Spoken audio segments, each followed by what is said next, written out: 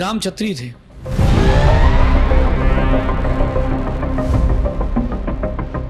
क्षत्रिय कभी किसी स्त्री पर हाथ नहीं उठाता, तो राम सूर्पनखा की नाक कैसे काट सकते हैं?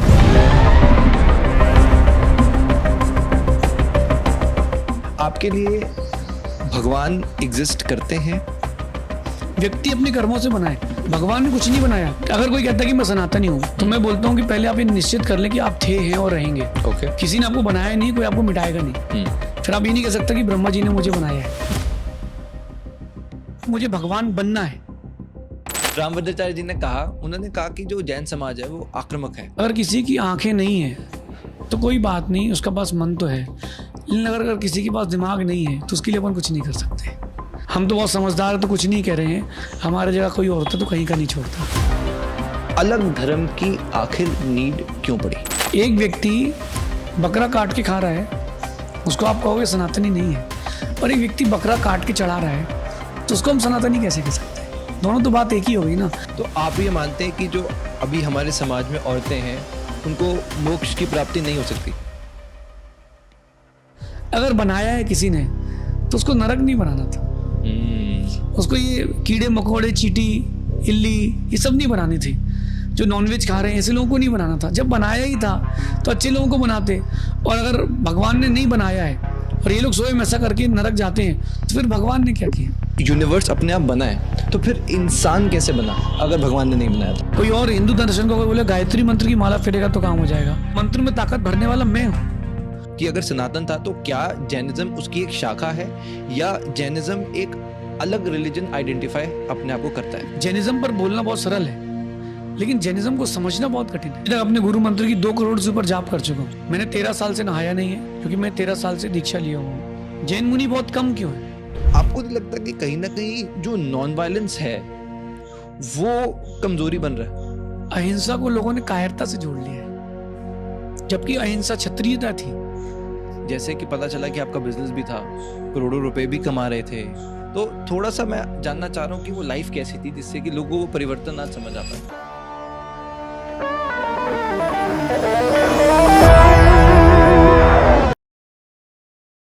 ओम इग्नोराय नमः, ये मंत्र हमारे आज के गेस्ट का फेवरेट है। नमस्कार, हमारे साथ हैं मुनि आदित्य सागर जी महाराज। इस पॉडकास्ट को रिकॉर्ड करने हम all the way Bhopal Madhya Pradesh गए और हमारा एक्सपीरियंस बहुत ही खूबसूरत था। मेरे मन में सवाल था, गौतम अडानी 11.6 लाख करोड़ की नेटवर्थ, एक जैन है। प्रेमचंद रॉयचंद बॉम्बे स्टॉक एक्सचेंज 1875 में जिसने शुरुआत करी, वो भी इंसान एक जैन था। Vikram Sarabhai, father of Indian space programme, वो भी एक जैन। ऐसा जैनिज्म में क्या स्पेशल है कि जो लोग उसको फॉलो करते हैं वो इतने सक्सेसफुल बन जाते हैं? जैनिज्म में भगवान को एक हद तक नहीं माना जाता। वो मानते हैं कि यूनिवर्स की शुरुआत खुद हुई, अपने आप था, और वो आगे चलते चलते इन अ वे एवोल्यूशन की तरीके से वो बढ़ता रहा। आदित्य सागर जी ने काफ़ी इंटरेस्टिंग बात की कि अगर भगवान थे तो भगवान ने बुरे लोगों को क्यों बनाया, या वो बुरे कर्म ही क्यों कर रहे हैं, नरक ही क्यों बनाया? ये एक ओपन डायलॉग है। सही क्या है क्या नहीं, ये हम अपना डिसीजन खुद बनाएं। हमारा प्रयास है कि हम जैनिज्म की इस थ्योरी को ऑथेंटिक फॉर्म से आगे लेकर आए। काफ़ी डिफरेंट पर्सपेक्टिव है इस यूनिवर्स के स्टार्टिंग का भी। इसके बारे में भी मुनि जी ने बताया। काफ़ी रिलैक्स्ड है, कोई टेंशन नहीं। मुझे जैसा मैं आदित्य सागर जी से मिला, उन्होंने बताया जैसे कि पहले उन्हें BMW खरीदनी थी, पर धीरे धीरे आज उनके शरीर पे एक वस्त्र ही नहीं है। उनकी साधना के पीछे का क्या राज है, और पूरे पॉडकास्ट में 2-2.5 घंटे कब निकल गए पता ही नहीं चला। पर आई एम श्योर आज का पॉडकास्ट काफ़ी नॉलेजेबल होने वाला है और आपको एक अलग पर्सपेक्टिव जानने को मिलेगा, क्योंकि हमने जैनिज्म के अंदर भी और हमने डिग इन किया। दिगंबर, श्वेतांबर, इनके भी जो डिविजन्स हैं जैनिज्म में, उसके बारे में भी हमने डिस्कशन किया। बहुत मेहनत करते हैं श्रद्धा से, निष्ठा से अपने काम को करने की। आपसे उम्मीद ये करते हैं कि आप चैनल को सब्सक्राइब ज़रूर करेंगे और मेक श्योर कि इस वीडियो को आप अपने फैमिली ग्रुप्स में लोगों के साथ शेयर करें, क्योंकि जैनिज्म की ऑथेंटिक कंटेंट इस वक्त इंटरनेट पे नहीं है। तो धीरे धीरे इसी तरीके से हम जैनिज्म को भी आगे लोगों तक पहुंचा सकते हैं। Enjoy the show. मुनि आदित्य सागर जी महाराज, आपका हार्दिक स्वागत है। नमस्तु। आशीर्वाद। कैसे हैं आप? मैं बढ़िया हूँ और अभी ठंडी और गर्मी के बीच का मौसम है, थोड़ा संक्रमण का समय है, संभल के रहना चाहिए। मैं 2 दिन से भोपाल में हूँ, पहली बार मध्य प्रदेश आया तो मैंने टेंपल भी विज़िट किया, अंदर से काफ़ी पीसफुल महसूस हुआ। मुझे एक चीज़ ऐसी फील हुआ कि जितने मैं लोगों से मिला काफ़ी हेल्पफुल थे ही, बट थोड़े मुझे ऐसा लगा सीरियस रहते हैं। तो ऐसा होता है कि सारे सीरियस रहते हैं? आपके मुंह में स्माइल होती है पर बाकी मैं देखा थोड़ा सीरियस है। कई बार क्या होता है कि परिस्थितियाँ व्यक्ति को वैसा ले जाती हैं। एक व्यक्ति अपनी पत्नी से आके घर में थोड़ा झगड़ता है, पत्नी कहती है कि मेरे हस्बैंड थोड़ा चिड़चिड़े हो गए हैं। मेरा मानना है कि व्यक्ति को समझाने के पहले उसको समझ लेना चाहिए। कई बार ये होता है कि उसकी जो परिस्थितियाँ रहती हैं, आसपास की सिचुएशंस रहती है, कई बार उसके लिए वो चेंज करते हैं। मैं बहुत पोलाइट हूँ, बहुत काइंड हूँ, हंसमुख हूँ, लेकिन कई बार ऐसा होता है कि परिस्थिति के कारण थोड़ा सा वहाँ गंभीर रहना पड़ता है, या उस समय थोड़ा कुछ चिंतन चलता तो रहता है। हाँ, यहाँ के लोग थोड़ा सा राजनीतिक माहौल है ना, तो हो सकता है जो आपके कॉन्टेक्ट में आए वो वैसे हो, बाकी अपन जैसे हैं। मुझे लगता है कि व्यक्ति अपन को वैसा लगता है। आप अभी कैसा महसूस कर रहे हैं? मैं तो बहुत फील गुड करता हूँ 24 घंटे। मेरा ये मानना है कि जीवन का हर क्षण अपने लिए जीना चाहिए। हम आज अगर खुश होकर जिएंगे तो आने वाला कल हमारे लिए अच्छा होगा। आज हम दुखी होकर जिएंगे तो आने वाला कल भी हमारे लिए दुखी होकर के जिएगा। तो हमको आज कोई बेटर जीना चाहिए, इसलिए मैं 24/7 मुस्कुरा के जीता हूँ। Happy, be happy, nothing else. मैंने जब आपके बारे में स्टडी किया तो आपका भी मन था BMW लेने का, आपका भी मन था एक मटेरियलिस्टिक लाइफ में जाने का। ऐसा क्या ट्रांजिशन हुआ कि सब कुछ छोड़ना ही पड़ा, और आज आपकी लाइफ का पर्पस क्या है? देखिए, एक बात बताऊं कि मेरा सबसे पहला पर्पस था कि मुझे अपने एरिया का सबसे बड़ा आदमी बनना है, पैसे में, और एक सबसे पहले एक मारुति 800 लेना है, ताकि उसको ठोक ठोक के चलाऊंगा, ताकि फिर BMW लूँगा। फिर ऐसा नियोग बना कि गुरुजी मिले हमको। गुरुजी मिलने के बाद हमारा फिर सब कुछ चेंज हो गया। बिजनेस था, बिजनेस के लिए मेरा माइंड सेट था, मैं बहुत अच्छा बिजनेसमैन था। फिर बिजनेस को छोड़ करके ये मन बना कि चलो अब स्पिरिचुअल लाइफ की ओर चलते हैं। गुरुजी मिले और फिर लाइफ का बहुत बड़ा चेंज आ गया। मैंने कई बार ज़िंदगी के लिए एक बात सोची है कि हम ज़िंदगी से बहुत सारी चीज़ों की आशा रखते हैं, लेकिन ज़िंदगी हमारे लिए कुछ और सोच के रखी है। जैसे एक माँ सोचती है बच्चे को के लिए कि आज उसको ये खिलाऊंगी, लेकिन बच्चा सोचता है कि मैं ये खाऊंगा। एग्जाम्पल, जैसे बच्चा सोचता है कि मैं छोले भटूरे खाना चाहता हूँ और माँ उसको पुलाव खिलाना चाहती है। तो मेरा मानना है कि बच्चे को पुलाव पर ध्यान ही देना चाहिए। जो लाइफ दे रही है उसको एक्सेप्ट कर लेना चाहिए। आप अलग से कुछ एड ऑन करेंगे तो फिर प्रॉब्लमेटिक हो जाता है। पेरेंट्स की कभी याद नहीं आई? नहीं, ऐसा कुछ नहीं। मेरे पेरेंट्स वैसे भी स्पिरिचुअल थे, धार्मिक थे, रिलीजियस थे। उन्होंने भी मुझे ज़्यादा रोका नहीं। और ऐसा कहते हैं कि जैसे जैसे राग डाइवर्ट होता है, व्यक्ति का अंदर की प्रीति डाइवर्ट होती है, सब एडजस्ट होता है। जिस बेटे को माँ ने जन्म दिया था, शादी होने के बाद वो उस माता पिता को भी थोड़ा थोड़ा भूलने लगता है। उसका बेटा हो जाए तो वो पत्नी को भी भूलने लगता है। ये चेंजेबल रहता है अपने अंदर का राग। तो वहाँ माता पिता नहीं मिले तो अब यहाँ गुरु मिले, तो गुरु के साथ थोड़ा एक अच्छा बॉन्डिंग है, तो और फिर अब स्पिरिचुअल हो गया। और मैं बहुत खुश हूँ अपनी लाइफ से।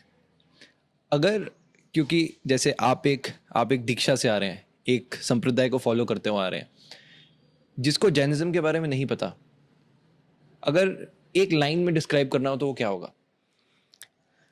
एक लाइन में जैनिज्म को आप ये समझ सकते हैं कि अहिंसा।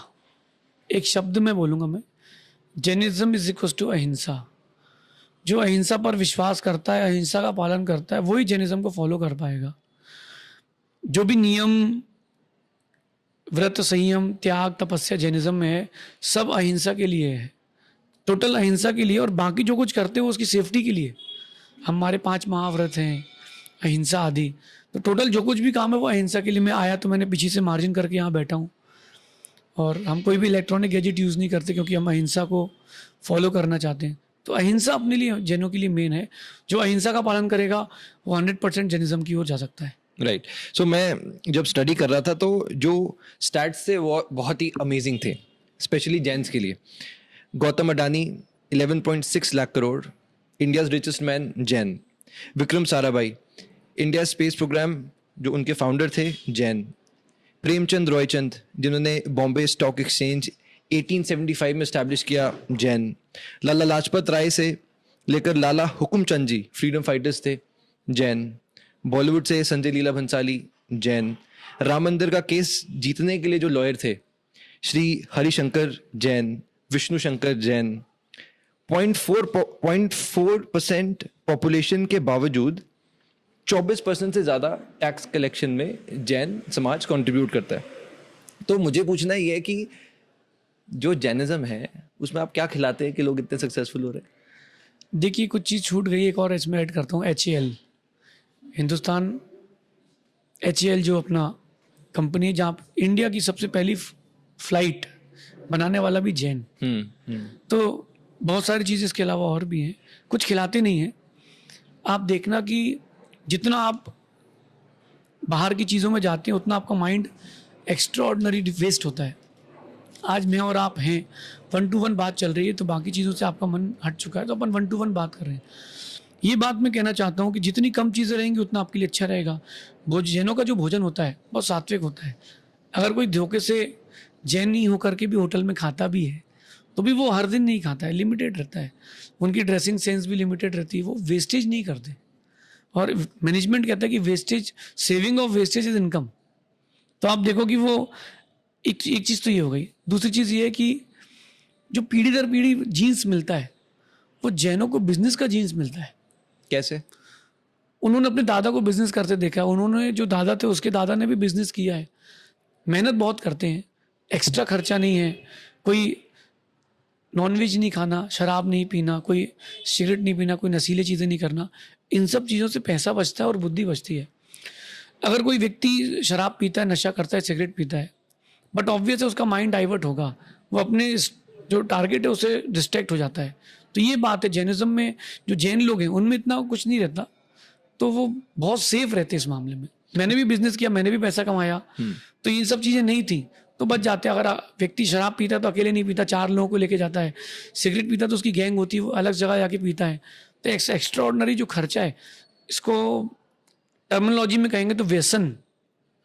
जब व्यसन छूट जाते हैं व्यक्ति बहुत कुछ पाता है। और एक अच्छे हास्य कवि ने एक बात कही कि जैनों के भगवान सब उतार के चले गए तो वो जैनों को दे गए।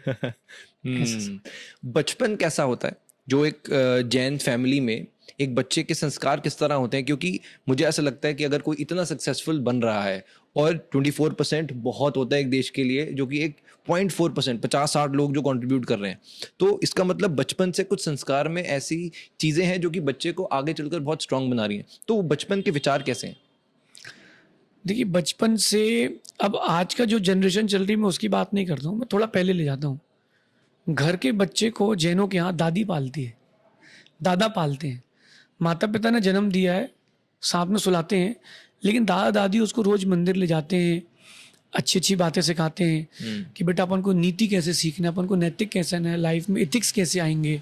चलो दादा कहते हैं कि बेटा पैर छू के आओ, मम्मी के पैर छू के आओ, वो अंकल आए उनके पैर, जय जिनेंद्र करो बेटा। तो जो बचपन से उनको एक नम्रता आती है, विनम्रता आती है, उससे बहुत फर्क पड़ता है। बचपन से उनको सिखाते हैं, जाके स्वयं दर्शन करते हैं भगवान के, तो बच्चा देखता है कि ये क्या कर रहे हैं। तो जैसा बड़े बुजुर्ग करते हैं बच्चे भी वैसे ही करते हैं। अगर आप सब बैठ करके फोन देखते हैं तो बच्चा भी आपका फोन देखेगा, और अगर आप सब बैठ करके बुक्स पढ़ते हैं तो बच्चा भी बुक्स खोलेगा। ये बच्चे वहीं से सीखते हैं। राइट। आगे चलते हुए मैं कल यहाँ पर आया तो मैंने कुछ यहाँ से लाइब्रेरी से कुछ किताबें ली, तो एक किताब मिली मुझे, जैनिज्म बाय नजेंद्र के सिंह। वो लिखते हैं कि 19th सेंचुरी में जो श्वेतेंबर मुनि थे वो 2 में बट गए। चंद्रगुप्त मौर्य के शासन में भी 2 में डिवाइड हो गए। आचार्य भद्रभाव जी जो कि कर्नाटका चले गए, और आचार्य स्थूलीभद्रा जो कि मगध में रह गए, जिसके बाद दिगंबर और श्वेतांबर 2 में बट गए। तो 19th सेंचुरी में भी हम 2 में बटे, जब ये डायनासिटी थी तब भी हम 2 में बट गए। जब हमारी फिलॉसफी का जो सोर्स एक है तो हम बट क्यों रहे हैं? देखिए मैं आपको थोड़ा सा और पहले के लेके चलता हूँ। जब चंद्रगुप्त मौर्य का वक्त था तब अकाल आया 12 वर्ष का, और 12 वर्ष के अकाल के समय में बहुत सारे श्रेष्ठियों ने, सेठों ने निवेदन किया मगध में, उज्जैनी नगरी में, कि आप यहीं रुक जाएं, कहीं ना जाएं। तो भद्रबाहु स्वामी बोले कि नहीं, मैं दक्षिण की ओर जाऊंगा, जहाँ पर मेरा धर्म पलेगा, जहाँ मेरे व्रत संयम पलेंगे, मैं वहीं जाऊंगा। उन्होंने दक्षिण की ओर रुक कर दिया, वहाँ चले गए। और वहाँ कह रहे थे कि उन्होंने कहा था कुछ फेमाइन भी आने वाला है यहाँ पर, कुछ होने वाला, कैलामिटी होने वाली, उसी को कहते हैं जो अभी जैसे कोरोना आया, महामारी, तो उन्होंने महामारी के डर से कि भाई मेरा कहीं व्रत ना छूट जाए, दक्षिण की ओर चले गए। कुछ मुनिराज वहीं रुक गए, और जो रुक गए उनके अंदर विकृति आ गई, क्योंकि फिर जब समस्याएं आती तो व्यक्ति फिर कहीं ना कहीं अपने आप को सेक्रीफाई करना पड़ता है, अपने व्रतों को, अपने संयम को, नियम को। तो उन्होंने सेक्रीफाई कर दिया, उन्होंने थोड़ा इजी वे जो था वो एक्सेप्ट कर लिया। जब दक्षिण भारत से लौट कर के सब आए, विशाखाचार्य जो भद्रबाहु स्वामी के शिष्य थे, उन्होंने वापस कहा तो कुछ रेडी हुए, कुछ नहीं हुए। जो नहीं हुए उसी में रच पच गया, उसी में आनंद आने लगा। तो इजीली जो चीज़ धर्म करते वहाँ पर थोड़ा सा कट्टरता, थोड़ा सा हार्डनेस चली जाती है। तो इसके बाद उनके डाइवर्जन हुआ। 1970 में निर्णय हुआ दिल्ली में कि आप इंटरफेयर इनके धर्म में नहीं करेंगे, आप इनके बिजनेस धर्म में इंटरफेयर नहीं करेंगे, कभी कोई दोनों की निंदा नहीं करेगा। जब भगवान महावीर स्वामी का 25वां निर्वाण उत्सव था, तो उस समय एक दिल्ली में सभा हुई, वहाँ निर्णय लिया गया कि न दिगंबर जैन कपड़ा पहन सकते हैं, न श्वेतांबर जैन कपड़ा उतार सकते हैं। तो जो आप जैसा जैसा कर रहे हैं वैसा करते रहें, बस महावीर स्वामी और अहिंसा के नाम पर एक रहें, और उसको एक धारा पर वापस नहीं ला सकते। मतभेद हो चुका है, कम से कम मन भेद तो ना रहे। इसकी बात 90s में हुई थी।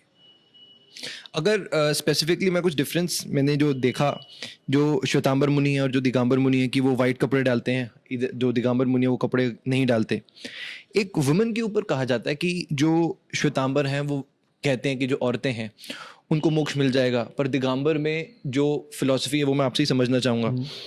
महावीर स्वामी के ऊपर भी कहा जाता है कि जो श्वेतांबर हैं वो कहते हैं कि वो मैरिड थे, और आप कहते हैं वो मैरिड नहीं थे। तो इन चीज़ों पे थोड़ा सा अगर आप लाइट डाल सकें। एक्चुअली क्या है, सबका अपना अपना अभिमत है। आप एक बात ध्यान रखना, जब तक भगवान रहते हैं तो किसी का झूठ सच नहीं बन सकता, ओके। और किसी का सच झूठ नहीं बन सकता। अब जब भगवान नहीं है तो उसके बाद के जो आचार्य हुए, सबने अपनी अपनी थ्योरी अपने हिसाब से लिखी। तो किसी ने उनका आश्रय लेकर के लिखा, किसी ने अलग से लाइन से लिखी। तो ये बात दो विभाग में बट गई। वहाँ ये कहते हैं कि मल्लीनाथ भगवान स्त्री थे यहाँ पे, और दिगंबरों में नहीं मानते। एक्चुअली क्या है, कॉन्सेप्ट को पूरा समझना चाहिए। अपन सबने रामायण देखी है, और अपन जैसी जय श्री राम कोई बोलता है तो अपन को वो धनुष बाण वाले राम दिख जाते हैं। तो आप देखना, उसमें एक दृष्टांत आया कि सूप नखा की नाक काट दी गई। मुझे लगता है कि दिखाने वाले ने थोड़ी सी गलती नहीं, बहुत बड़ी गलती कर दी। राम क्षत्रिय थे, क्षत्रिय कभी किसी स्त्री पर हाथ नहीं उठाता, तो राम सूप नखा की नाक कैसे काट सकते हैं? एक्चुअली उसने प्रपोज किया, उसने अपनी बात रखी कि मुझे आपसे विवाह करना है। तो राम ने लक्ष्मण की ओर डाल दिया कि भाई मेरी तो पत्नी है, इनसे बात करो। लक्ष्मण ने बोल दिया कि भैया के साथ तो अभी शादी नहीं करूंगा। तो उसकी इंसल्ट हो गई। तो अपन जब किसी की इंसल्ट होती तो अपन कहते हैं तूने मेरी नाक काट दी। तो उसको ये फील हुआ कि मेरी नाक कट गई है। ओके। तो ये फीलिंग्स के कारण अपन को ये चित्र दिखाया गया। ऐसे ही जो जैन दर्शन में कहते हैं कि गुण स्थान, जैसे जैसे व्यक्ति के अंदर गुण बढ़ते हैं, अंदर से उसकी आत्मा की प्योरिटी बढ़ती है, गुण स्थान कहलाता है। तो आत्मा की प्योरिटी बढ़ते बढ़ते बढ़ते 1 से 14 स्टेप्स तक जाती है। तो प्योरिटी बढ़ते बढ़ते अब 9वें गुण स्थान में आती है, 9th स्टेप में आती है। तब वहां पर क्या होता है कि वेद का क्षय होता है। वेद यानी आपके हिंदी में कहूँ तो मैं लिंग, जेंडर, स्त्री पुरुष और नपुंसक। तो 9वें गुण स्थान, जब 9वें स्थान पर पहुंचते अंदर से जो स्पिरिचुअलिटी बढ़ती है, तो 9वें गुण स्थान में वहां पर स्त्री वेद का क्षय होता है, यानी जो लेडीज जेंडर है उसका अभाव हो जाता है आत्मा के अंदर से। अब वो जो आत्मा है वो कभी लेडीज नहीं बनेगी, जैन दर्शन की फिलॉसफी है। लेकिन वहां उसका क्षय हुआ है, तो यहाँ ऊपर तक जाने तक भी लेडीज जेंडर चलता है इंटरनली। तो जो श्वेतांबर थे उन्होंने स्वीकार लिया कि लेडीज भी मुक्त हो सकती हैं। तो ऐसा कॉन्सेप्ट उनके यहाँ है, लेकिन ऐसा प्रैक्टिकली संभव नहीं है। आप देखिए कि जब रेस्ट का टाइम आता है तो उनका एक थोड़ा सा एक माइंड अपसेट होता है, तो जो लेडीज़ रहती है, महिला रहती है, उनकी विशुद्धि नहीं बढ़ती। तो इसलिए वहाँ पर एक कॉन्सेप्ट है। बाकी जैन दर्शन में दिगंबरों में ऐसा कोई भी कॉन्सेप्ट। तो आप ये मानते हैं कि जो अभी हमारे समाज में औरतें हैं उनको मोक्ष की प्राप्ति नहीं हो सकती? हाँ, ऐसा है कि वो डायरेक्ट नहीं जा सकती, वाया जा सकती। तो अगर जो लेडीज़ हैं जब तक वो जेंट्स पर्याय नहीं लेंगी, अगले जन्म में वो जेंट्स बनेंगी, फिर वो आगे जाकर के मोक्ष जा पाएंगी। ऐसा इसलिए नहीं कि मैं जेंट्स हूँ, ऐसा इसीलिए क्योंकि वो फॉर्मेट उसमें सेट ही नहीं होगा। जो उनको विशुद्धि चाहिए अंदर से, गुण स्थान मतलब है जो अंदर से उनके सोल की प्योरिटी चाहिए, वो भावना बनती नहीं है, क्योंकि उनके शारीरिक और भी प्रकार के धर्म रहते हैं। तो उनकी वो प्योरिटी अंदर से नहीं आती।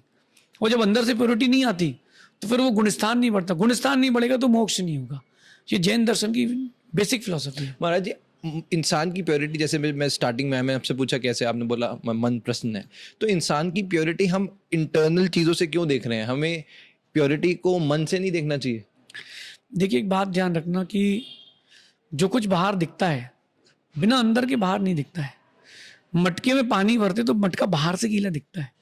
तो जो बाहर से अपन क्रियाएं करते हैं, अपन जो भी चीज़ें बातें करते हैं, चलते हैं फिरते हैं, तो उनसे अपने अंदर का मालूम चलता है। आपने आते ही मुझसे कहा कि आप थोड़ा सा सैड हैं। मैंने कहा नहीं, यहाँ नॉइज़ हो रही है। तो आपने मेरे चेहरे से पहचाना कि यार इनके अंदर कोई प्रॉब्लम चल रही है क्या, स्वास्थ्य ठीक नहीं है क्या। ऐसी जो व्यक्ति बाहर से बोलता है, अंदर का उसका दर्पण झलकता है।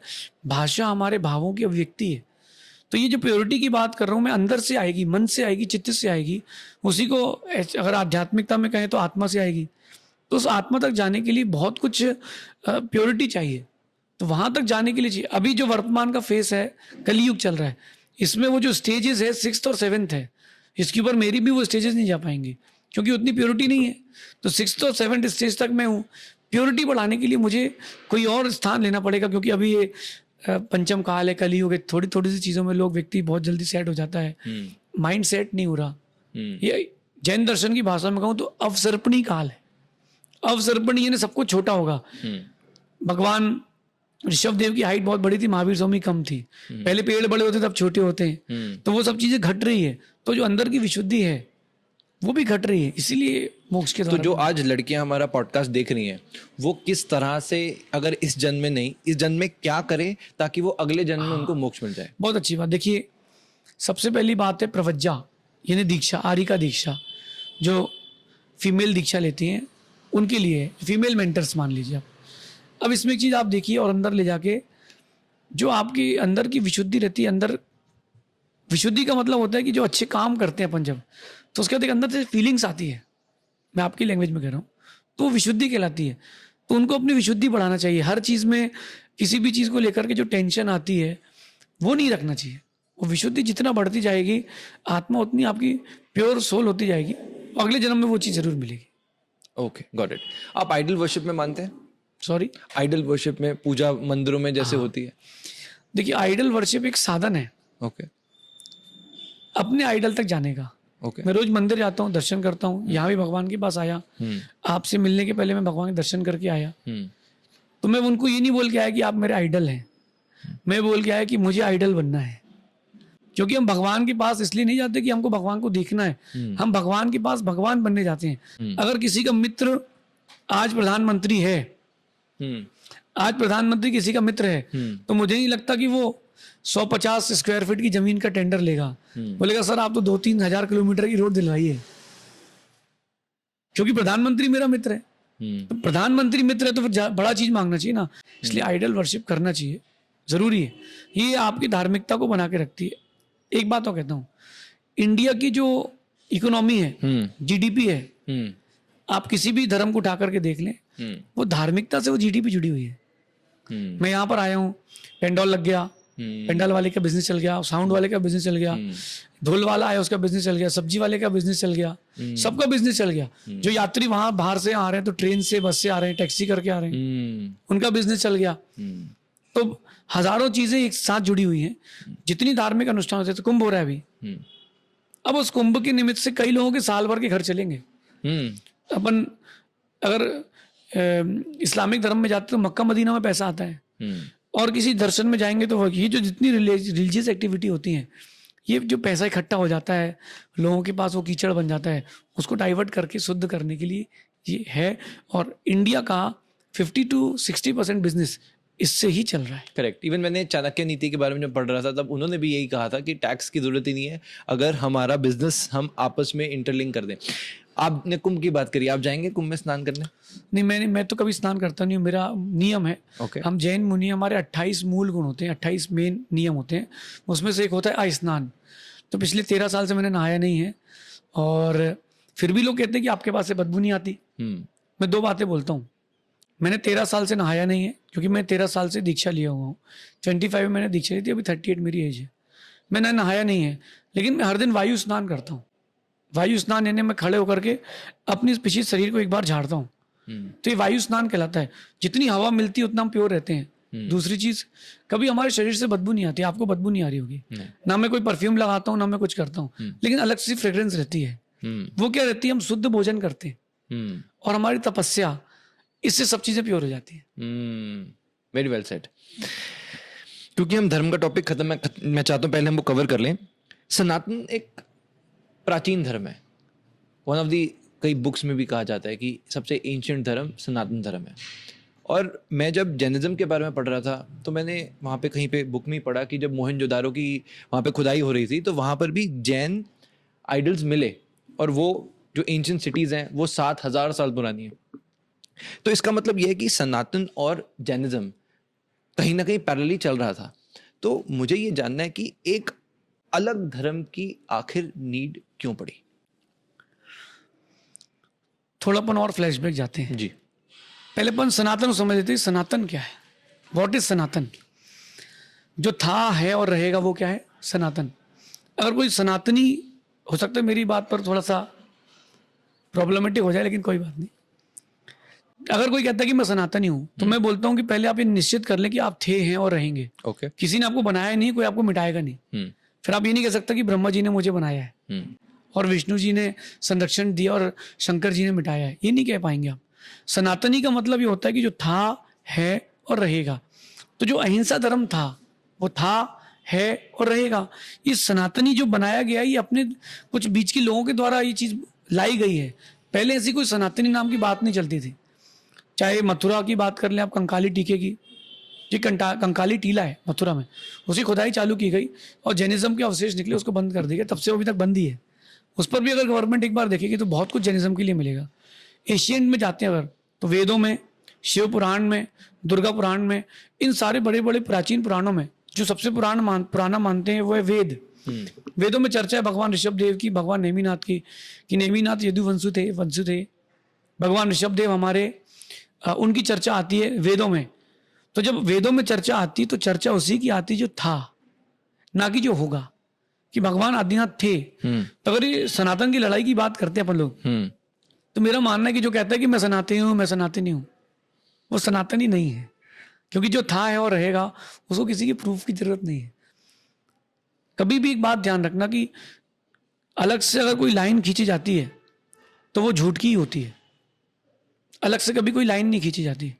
आप और मैं आए हैं, 1 to 1 बात चल रही है, ना कोई कट है, ना मुझसे आपने पहले बताया है कि मैं क्या पूछूंगा, या मैंने नहीं डिसाइड किया कि आप ये पूछेंगे। तो 1 to 1 जो चल रही है, जो अलग से एक लाइन खींचने की बात आती है, इसका मतलब है कि वो कुछ ना कुछ दाल में काला है। जैन दर्शन के लिए सनातन की बात की जाए तो मैं ये नहीं बोलना चाहता हूँ कि जैन दर्शन सनातन है। मैं ये बोलना चाहता हूँ कि जो था, है और रहेगा, ये बेसिक डेफिनेशन है, वो सनातन है। तो जो जो दर्शन थे, हैं, रहेंगे, वो सनातन है। अगर आप ये बोलोगे कि ब्रह्मा जी ने सृष्टि की रचना की है तो आप सनातन नहीं कह पाओगे। उसमें आपको कुछ ना कुछ चिंतन करना पड़ेगा कि अरे ऐसा कैसे बोल सकते हैं। तो इस बारे में एक बार अंदर से डीप नॉलेज करें कि जो था, है, रहेगा, वह सनातन है। तो हम किसको सनातन कह सकते हैं और किसको नहीं कह सकते। तो अब अगर मैं इसका कंक्लूजन मानूं तो अब हम एक को, जैसे या तो क्योंकि मैंने अपने सोशल मीडिया पे भी, सोशल मीडिया में भी, हाँ नहीं मैं तो खुल के, मैंने अपने सोशल मीडिया में भी एक पोल डाला था, तो वहां पे कई लोगों ने मुझे क्वेश्चन किया कि अगर सनातन था तो क्या जैनिज्म उसकी एक शाखा है या जैनिज्म एक अलग रिलीजन आइडेंटिफाई अपने आप को करता है? बहुत बड़ी बात। मैं और थोड़ा पीछे लेके चलता हूँ। जब नेमिनाथ भगवान थे कृष्ण के चचेरे भाई जी, तो उस समय कोई भेद नहीं था कि ये जैन है कि ये हिंदू है। ठीक है। उस समय भेद नहीं था। लोगों के मन में रहता था कि मैं ये मानता हूँ, वो मानता है। बाहर से कोई प्रकटीकरण नहीं था। जैन मुनि भी किसी की यहाँ भी आहार कर लेते थे, क्योंकि उस समय सभी लोग शुद्ध भोजन बनाते थे, सभी लोग सात्विक थे, धार्मिक थे। अब वो चीजें हट गई हैं, तो वो हटने के कारण एक जैन शब्द आ गया। जैन का अर्थ होता है जिनस से अपत्यम जैना, मतलब कि जो जिनेंद्र की संतान है या जो जिनेंद्र भगवान को मानता है वो जैन है। जो शिव को मानता है वो शैव है, जो विष्णु को मानता है वो वैष्णव है, जो बुद्ध को मानता है वो बौद्ध है। तो ये परिभाषा है। तो जैन कोई अलग से धर्म नहीं है या कुछ कोई अलग से डेफिनेशन नहीं है। जो जिनेंद्र भगवान को मानता है वो जैन है, लेकिन अपन उसको आज की परिप्रेक्ष्य में उसको अपन एक धर्म से रिलेट कर लेते हैं कि अरे जैन धर्म है, ये हिंदू धर्म है। धर्म जो है वो अपनी अपनी मान्यताएं हैं। पहले ये नहीं था, पहले सिर्फ वर्ण थे, क्षत्रिय, ब्राह्मण, वैश्य और शूद्र, ये 4 वर्ण थे। अब इन वर्णों में जो जो जिस ओर झुकता गया उसने अपने अपने वैसे वैसे धर्मों को स्वीकारने लगा। पहले जैन धर्म कोई या हिंदू धर्म कोई धर्म नहीं चलता था, लोग अपने अंदर से पालन करते थे। जिसको अरिहंत अच्छे लगते थे, वीतरागी, वो उनको मानते थे।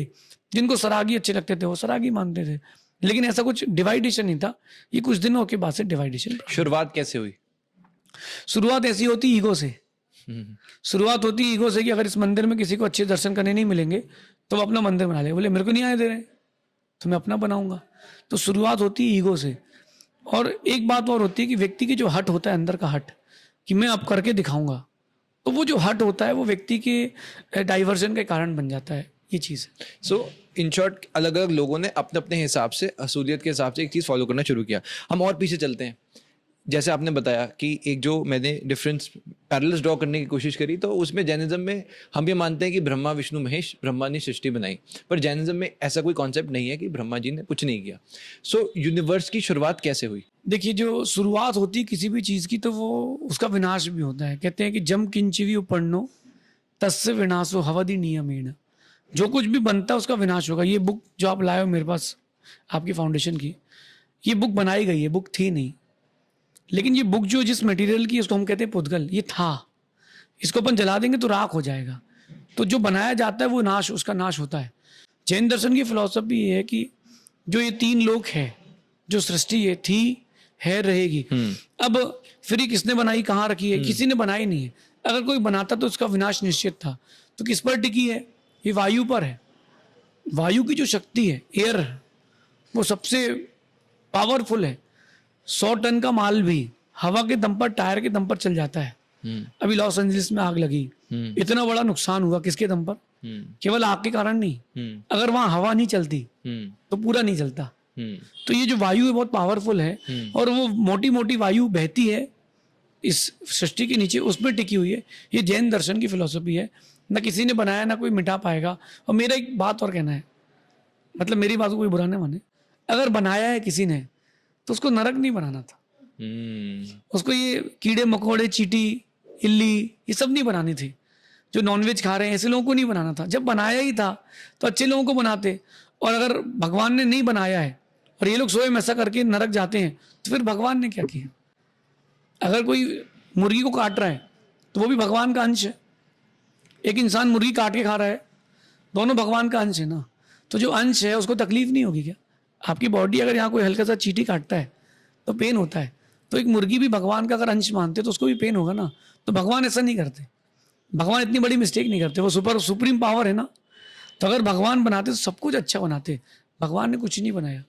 रामायण की 2 पंक्ति कहता हूँ, विश्व प्रधान कर्म प्रधान विश्व कर राखा, जो जस कर रही सुतस फल चाखा। जो जैसा करेगा वो वैसा भोगेगा ना। आपको मैंने इंसान बनाया ना, किसी भगवान ने इंसान बनाया। आपके अच्छे कर्म से तो इंसान बन गए। आप काले क्यों नहीं हुए? आपकी जो बियर्ड है, ऐसी दाढ़ी रखने की लड़के तरसते हैं, यार मेरी ऐसी दाढ़ी आ जाए। ये किसी ने दी नहीं है आपको, ये आपके कर्मों से मिली है। तो कर्मों की फिलॉसफी पर भी आना चाहिए। भगवान ने कुछ बनाया नहीं है, ना कुछ मिटाएंगे। बनाते अगर तो मैं नहीं मानता कि भगवान इतनी बड़ी मिस्टेक करके नरक बनाते। सब कुछ अच्छा बनाते, सब सुखी रहते, ऐसा मेरा मान। आप जो मैंने किताब पढ़ी उसमें उन्होंने कहा कि स्पेस टाइम की फिलॉसफी पर जैनिज्म को देखा जाता है कि स्पेस और टाइम पर जो आइंस्टाइन की रिलेटिविटी इक्वेशन है उसके हिसाब से हम जैनिज्म के साथ उसको पैरेलल ड्रॉ करते हैं। सो अब इसमें अगर यूनिवर्स अपने आप बना है तो फिर इंसान कैसे बना अगर भगवान ने नहीं बनाया तो? किसी भी जीव को, इंसान को, जानवर को भगवान ने नहीं बनाया। क्योंकि अगर बनाते तो भगवान सबको अच्छा बनाते। इस कॉन्सेप्ट को आप माइंड में सेट करना। ठीक। अगर आप बनाते तो अच्छे ही बनाते ना। आप इस बच्चों को पढ़ाते हो अपने यहाँ, तो आप हर बच्चे को एक सी स्टडी देते हो, अलग से नहीं देते हो कि यार ये काला सा लग रहा है इसको नहीं पढ़ाएंगे। ऐसा नहीं। ये भी बच्चा है, इसको भी पढ़ाएंगे। भगवान ने कुछ नहीं बनाया, व्यक्ति अपने कर्मों से बनाए। इस जो हम जैनिज्म की बात करते हैं तो 3 लोक का नक्शा है। उस 3 लोक को ऊर्ध्वलोक, मध्यलोक, अधोलोक कहते हैं। अधोलोक यानी जहाँ नरक है, मध्यलोक जहाँ अपन लोग रहते हैं, ऊर्ध्वलोक जहाँ स्वर्ग है। इसलिए हर कोई कहता है कि वो चले गए। कहाँ चले गए? किसी ने पूछा तुम्हारे दादा के दादा कहाँ? वो चले गए। तो हर कोई ऐसा कहता है कि चले गए, क्योंकि स्वर्ग गए। नीचे कोई नहीं कहता कि चले गए। तो ये फिलॉसफी है। किसी ने देव को बनाया नहीं है, नारकी को बनाया नहीं, मनुष्य को बनाया नहीं, ये जीव द्रव्य है, मनुष्य है, ये आत्मा है। तो ये जैसा परिणाम करती है इसको वैसी वैसी चीज़ें मिलती हैं। आपने मन बनाया कि अरे ये वाले महाराज के पास चलना है, तो आपने मैसेज किया, इन्होंने रिस्पॉन्स दिया, तो चलो चलते हैं यार, एक अच्छी बात करते हैं, तो आप आ गए। अगर आपने रिस्पॉन्स दिया होता और मैंने नहीं दिया होता तो आप नहीं आते, बोले रहने तो उनका मन नहीं है। तो जैसा आप सोचते हो, जैसा आप करते हो, वैसा वैसा आपके अंदर परिवर्तन होता जाता है। इसी को कर्मों की फिलोसफी कहते हैं, इसी को कहते हैं भावों की गति। तो जैसी आपकी भाव रहेंगे वैसा आपके अंदर फ्यूचर में परिणमन होगा। अच्छे भाव रखेंगे तो अच्छी आने वाली गति मिलेगी, बुरे भाव रखेंगे तो बुरी गति मिलेगी। पर कर्म का स्टार्ट जो होगा वो पहले कोई आया होगा तभी तो वो कर्म करेगा। हाँ, शुरुआत कैसे हुई? शुरुआत नहीं हुई, क्योंकि जिसको बना नहीं सकते उसको क्या बनाएंगे। मैं आपसे एक बात पूछता हूँ कि गधे को देखा होगा आपने और गाय को भी देखा होगा आपने, गाय की सींग को भी देखा होगा, तो क्या गधे की सींग को देखा है कभी? गधे की सींग को नहीं देखा कभी, क्योंकि गधे का सींग होता ही नहीं है। कछुए की पीठ के बाल देखे कभी आपने? नहीं होते, उसके पीछे तो शैल होता है। कौवे के दांत गिने कभी आपने? नहीं हो सकता। तो जो चीज़ें पॉसिबल नहीं है उसके लिए आपको टोटल डिनाई करना पड़ेगा। एक थ्योरी आपको बताता हूँ मैं, इस थ्योरी को आप हमेशा ध्यान रखना, आपकी फील्ड में भी काम आएगी। जो कुछ भी बनता है वो एक दिन नष्ट होता है। मंदिर बना है, एक दिन गिरेगा। अगर ये मंदिर नहीं बना होता, ये पहले से ही था अनादि से, तो गिरता नहीं, ऐसा समझिए। अच्छा, अगर इसको मैं एक दूसरे तरीके से पूछूं, पहले मुर्गी आई अंडा? बहुत बढ़िया बात। पहले मुर्गी आई, मैं आपको इसको विद प्रूफ बोलता हूँ। ग्रंथों की बात भी करते हैं और अपन एक तर्क की बात भी करते हैं। जैनों में ग्रंथ है आदि पुराण। उस आदि पुराण ग्रंथ में आचार्य जिनसेन स्वामी लिखते हैं कि जब सृष्टि का प्रारंभ यानी भोग भूमि से कर्म भूमि पर आते हैं, जब व्यक्ति कार्य करने योग्य हो जाता है या उसको वैसा मौसम मिलता है, तब वर्षा होती है। तो शुभ वर्षा होते होते सब चीजें आती रहती है, चेंजेस आती रहती है। तो किसी ने कोई बीज नहीं बनाया। आप देखो कि पहले इतने फ्रूट्स नहीं आते थे, अभी कुछ दिनों पहले से ड्रैगन फ्रूट आने लगा है। 10-20 साल से कीवी इंडिया में आने लगी है। तो ये फ्रूट्स कैसे आने लगे? जैसे जैसे क्लाइमेट चेंज होता है तो चीजें अपने आप डेवलप होती हैं। तो ये मुर्गी थी पहले से, मुर्गी ने ही दूसरी मुर्गी के साथ अंडा दिया और उससे फिर संतति बनी। जो गेहूं होता है, धान या चावल होता है, वो पेड़ भी बीज नहीं था, वो पेड़ भी था। वो जो शुभ वृष्टि होती है उससे ही होते, ये जैनिज्म की फिलॉसफी। अब अपन आते हैं तर्क पर। अपन को लगता है कि बीज होगा तो वृक्ष होगा, लेकिन बीज का स्थान वृक्ष है। बहुत सारे पेड़ ऐसे होते हैं जिसको कल्प वृक्ष कहते हैं। इंडिया में एक पेड़ है उसको कल्प वृक्ष कहते हैं। उसमें साल में एक बार बीज आता है और वो सेल्फ बीज आता है और उड़ जाता है, जहां जहां चला गया वहां वहां उग जाता है। मैंने ग्रेनाइट के पहाड़ पे भी चंदन के पेड़ देखे। कनकगिरी है कर्नाटक में, मलयगिरी के पास। अपन हमेशा कहते हैं कि मलयागिरी चंदन बड़ा फेमस है जैनों में। तो वो एक बहुत बड़ी चट्टान है, ग्रेनाइट का पहाड़ है। उसमें ग्रेनाइट में अगर थोड़ी सी मिट्टी इकट्ठी हो जाए, वहीं चंदन का पेड़ उग जाता है। तो चंदन का पेड़ होता कैसे वहां पर? उसमें बीज तो किसी ने डाला ही नहीं। तो जल और वायु, उपयुक्त तो जल वायु मिल जाए यूजफुल, तो वो चीज़ हो जाती है। आप यहाँ पानी डाल दो 15 दिन, काई हो जाएगी। शैवाल बोलते संस्कृत में उसको। तो वो काई कैसे होगी? कहीं ना कहीं वो एटमॉस्फेयर से प्रभावित हुई है। तो ये जितने भी जीव आपको दिख रहे हैं ये किसी ने बनाए नहीं हैं, ये थे। और आने वाले और भी बहुत सारे स्पीसीज आएंगी जो कोई बनाता नहीं है। मैंने एक दिन देखा कि मैं जंगल गया था सुबह सुबह दैनिक क्रिया के लिए, तो चश्मा उतार के मैंने दूर रख दिया, तो मैंने देखा ये मक्खियाँ उचक क्यों रही हैं। तो फिर मैंने जब और गौर से देखा, चश्मा लगा के देखा, तो छोटे छोटे मेंढक थे मक्खी के साइज के। तो वो इतना छोटा मेंढक भी देखा मैंने, इतना बड़ा भी मेंढक देखा। जिसने जो कर्म किया उसके कारण उसको वो पर्याय मिली, वो जन्म मिला, ऐसा समझिए। Jainism evolution of universe and life में MB मोदी जी कहते हैं existence of God is neither logical nor essential nor justifiable. Jainism में कर्मकांड भी नहीं किए जाते। जैसे हिंदुज्म में अगर हम पैरेलल ड्रॉ करें तो पूजा होती है, पाठ होता है, एक प्रोसेस होता है। जैसे महाकुंभ में स्नान में हम मानते हैं कि पाप इंसान के चले जाएं अगर शुद्ध मन से वो कोई इंसान स्नान करता है। तो अगर मैं आपसे पूछूं, आपके लिए भगवान एग्जिस्ट करते हैं? आप भगवान को शायद कुछ और नाम दें, पर क्या आप भगवान के कॉन्सेप्ट को मानते हैं? और साथ में एक जो चीज़ मैच करती है वो है रीबर्थ, कि रीबर्थ हिंदुइज्म में भी है, तो कहीं ना कहीं कुछ डिफरेंसेस दिख रहे हैं और कहीं ना कहीं सिमिलैरिटीज भी हैं। तो रीबर्थ और भगवान, देखिए भगवान तो है, और एक भगवान नहीं है, हर एक भगवान है। अपने मन में एक बात आती है कि भगवान की अपन सब अनुयायी हैं। हाँ अनुयायी हैं, लेकिन हम भी भगवान हैं। वो बन चुके, हम बनने वाले हैं। एक आटा डिब्बे में रखा है और एक रोटी बन के डिब्बे में रखा है, तो जब तक वो प्रोसेस में नहीं आएगा तो रोटी नहीं बनेगा। भगवान जो हैं, एग्जिस्टेंस है, मंदिर के भगवान मूर्ति, राम भगवान की मूर्ति हो, आदिनाथ भगवान की मूर्ति हो, महावीर स्वामी की मूर्ति हो, तो ये तो कोई वादा नहीं है। भगवान के अस्तित्व को मैं भी मानता हूँ कि भगवान का अस्तित्व था, लेकिन मैं ये नहीं मानता हूँ कि भगवान का अस्तित्व मुझसे है या मेरा अस्तित्व भगवान से, मैं ये नहीं मानता हूँ। हर कोई अपना अपना स्वतंत्र भगवान है। जिस दिन वो अपनी सोल को प्योर कर लेगा वो भी भगवान बन जाएगा। तो भगवान को तो मैं मानता हूँ, लेकिन मैं इसलिए मानता हूँ क्योंकि मुझे भगवान बनना है। भगवान मुझे कुछ दे देंगे तो मुझे नहीं लगता कि दे देंगे। राम की मूर्ति हर मंदिर में है, तो राम कहाँ कहाँ जाएंगे देने? भगवान आदिनाथ की मूर्ति हर मंदिर में है, भगवान आदिनाथ कहाँ कहाँ जाएंगे देने? और जो भगवान बन चुका है वो छोटे मोटे काम नहीं करेगा, लेकिन फिर भी हम उनके पास जाते हैं। हमारा मन अच्छा होता है। हमारा जब मन अच्छा होता है, पोलाइट होता है, काइंडनेस आती है, हमारे अंदर लक बढ़ता है, जिसको हम पुण्य कहते हैं, और पुण्य बढ़ता है, हमारे सारे काम बहुत अच्छे हो जाते हैं। तो भगवान तो थे, हैं, रहेंगे। बॉन्डिंग की बात करें, रीबर्थ की, तो जो रीबर्थ है वो भी है। इसके लिए बहुत सारे प्रूफ मैं दिखाता हूँ आपको। एक अपने इंडिया में तांत्रिक विधि होती है, तंत्र विद्या। कई कई लोगों को भूत व्यंतर परेशान करते हैं, तो उनसे पूछते हैं कि भाई तुमको क्या हो गया? तो धीरे से कहता है कि इसने मुझे पहले परेशान किया था, इसलिए मैं इसको परेशान कर रहा हूँ।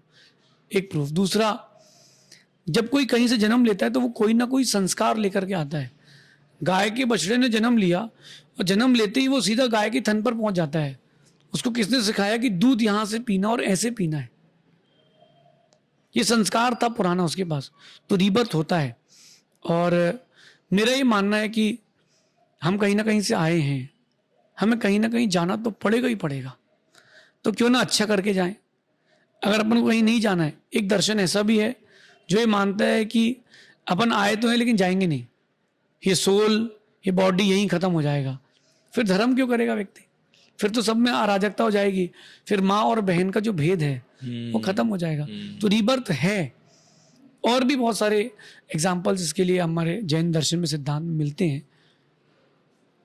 कभी कभी जाति स्मरण भी होता है, किसी किसी को जाति स्मरण हो जाता है कि मैं कहाँ से आया था, तो अपना लास्ट बर्थ पूरा बता देता है कि मैं यहाँ था और ऐसा था और ऐसा था, तो वो बता देता है सब चीज़ें, और चीज़ें आती है। मैंने इस चीज़ को प्रैक्टिकली देखा है। मेरे जो बड़े ब्रदर थे, हैं अभी, उनको जाति स्मरण हुआ था, यानी उनको अपने पूर्व भाव याद आया। जब वो 2.5 साल के थे, उन्होंने बहुत कुछ बताया कि मैं कालूराम सेठ था और मेरी ये प्रॉपर्टीज थी, बहुत कुछ बताया। मम्मी से उसने कहा कि तुम मेरी पत्नी थी। 2.5 साल का बच्चा झूठ नहीं बोल सकता इतना सारा। फिर हम लोगों ने मुंबई गए, मैं तो उस समय 6 महीने का था। फिर सब पूरी टीम, पापा लोग मुंबई गए, और वहाँ जाकर उन्होंने सब कुछ मैच किया। तो वहाँ कालूराम सेठ करके एक तेल का बहुत बड़ा व्यापारी था, अग्रवाल, और आज भी उसको इंटरनेट में सर्च करने मिल जाता है। तो 2.5 साल का बच्चा, मेरे आंखों देखी बात है, तो 2.5 साल का बच्चा ये सब नहीं बोल सकता कि माँ, अपनी माँ से, कि तुम मेरी पत्नी थी।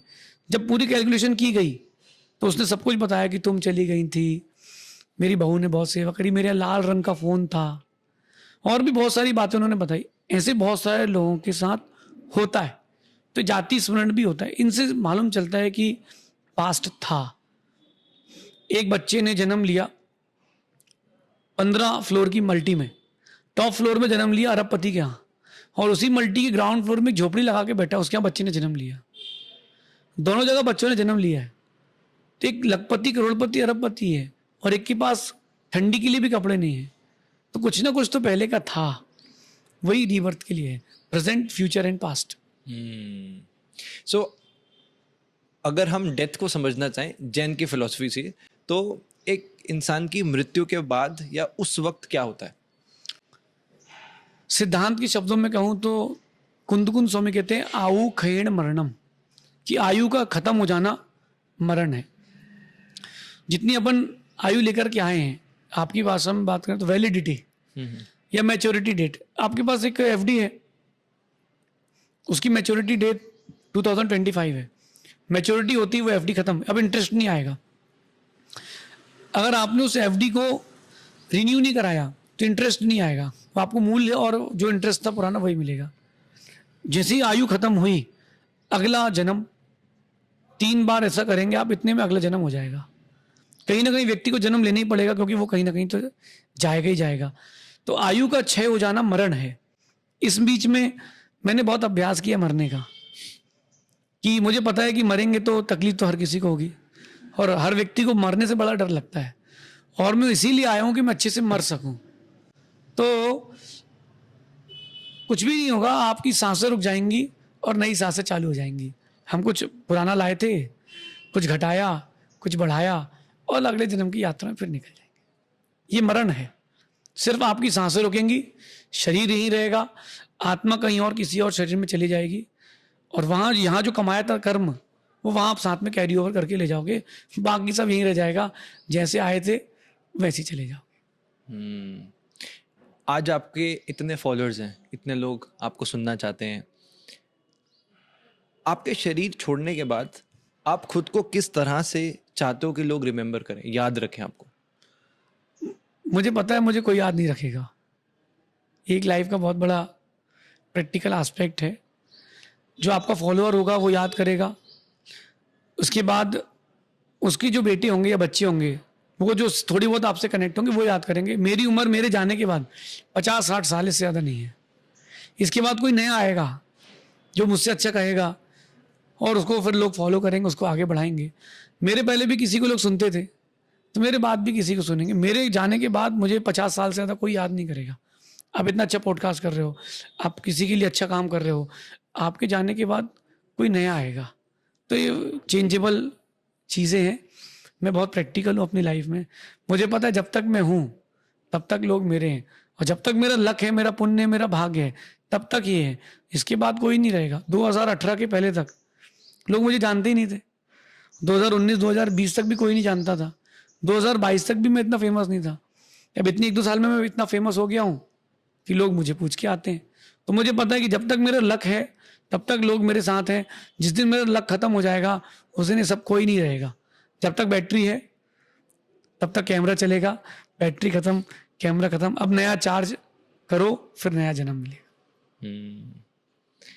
एक इवेंट हुआ जब हमने देखा कि भारत के प्रधानमंत्री श्री नरेंद्र मोदी जी, हमने देखा आचार्य विद्यासागर जी के पास वो दर्शन करने गए। तो उनके बारे में मैं थोड़ा देख रहा था, तो मैं काफ़ी शॉकिंग भी लगा मुझे। प्लेन दाल और रोटी खाते थे, पानी भी दिन में शायद एक बार, नमक, शुगर, मिल्क, घी, फ्रूट्स कुछ नहीं लेना।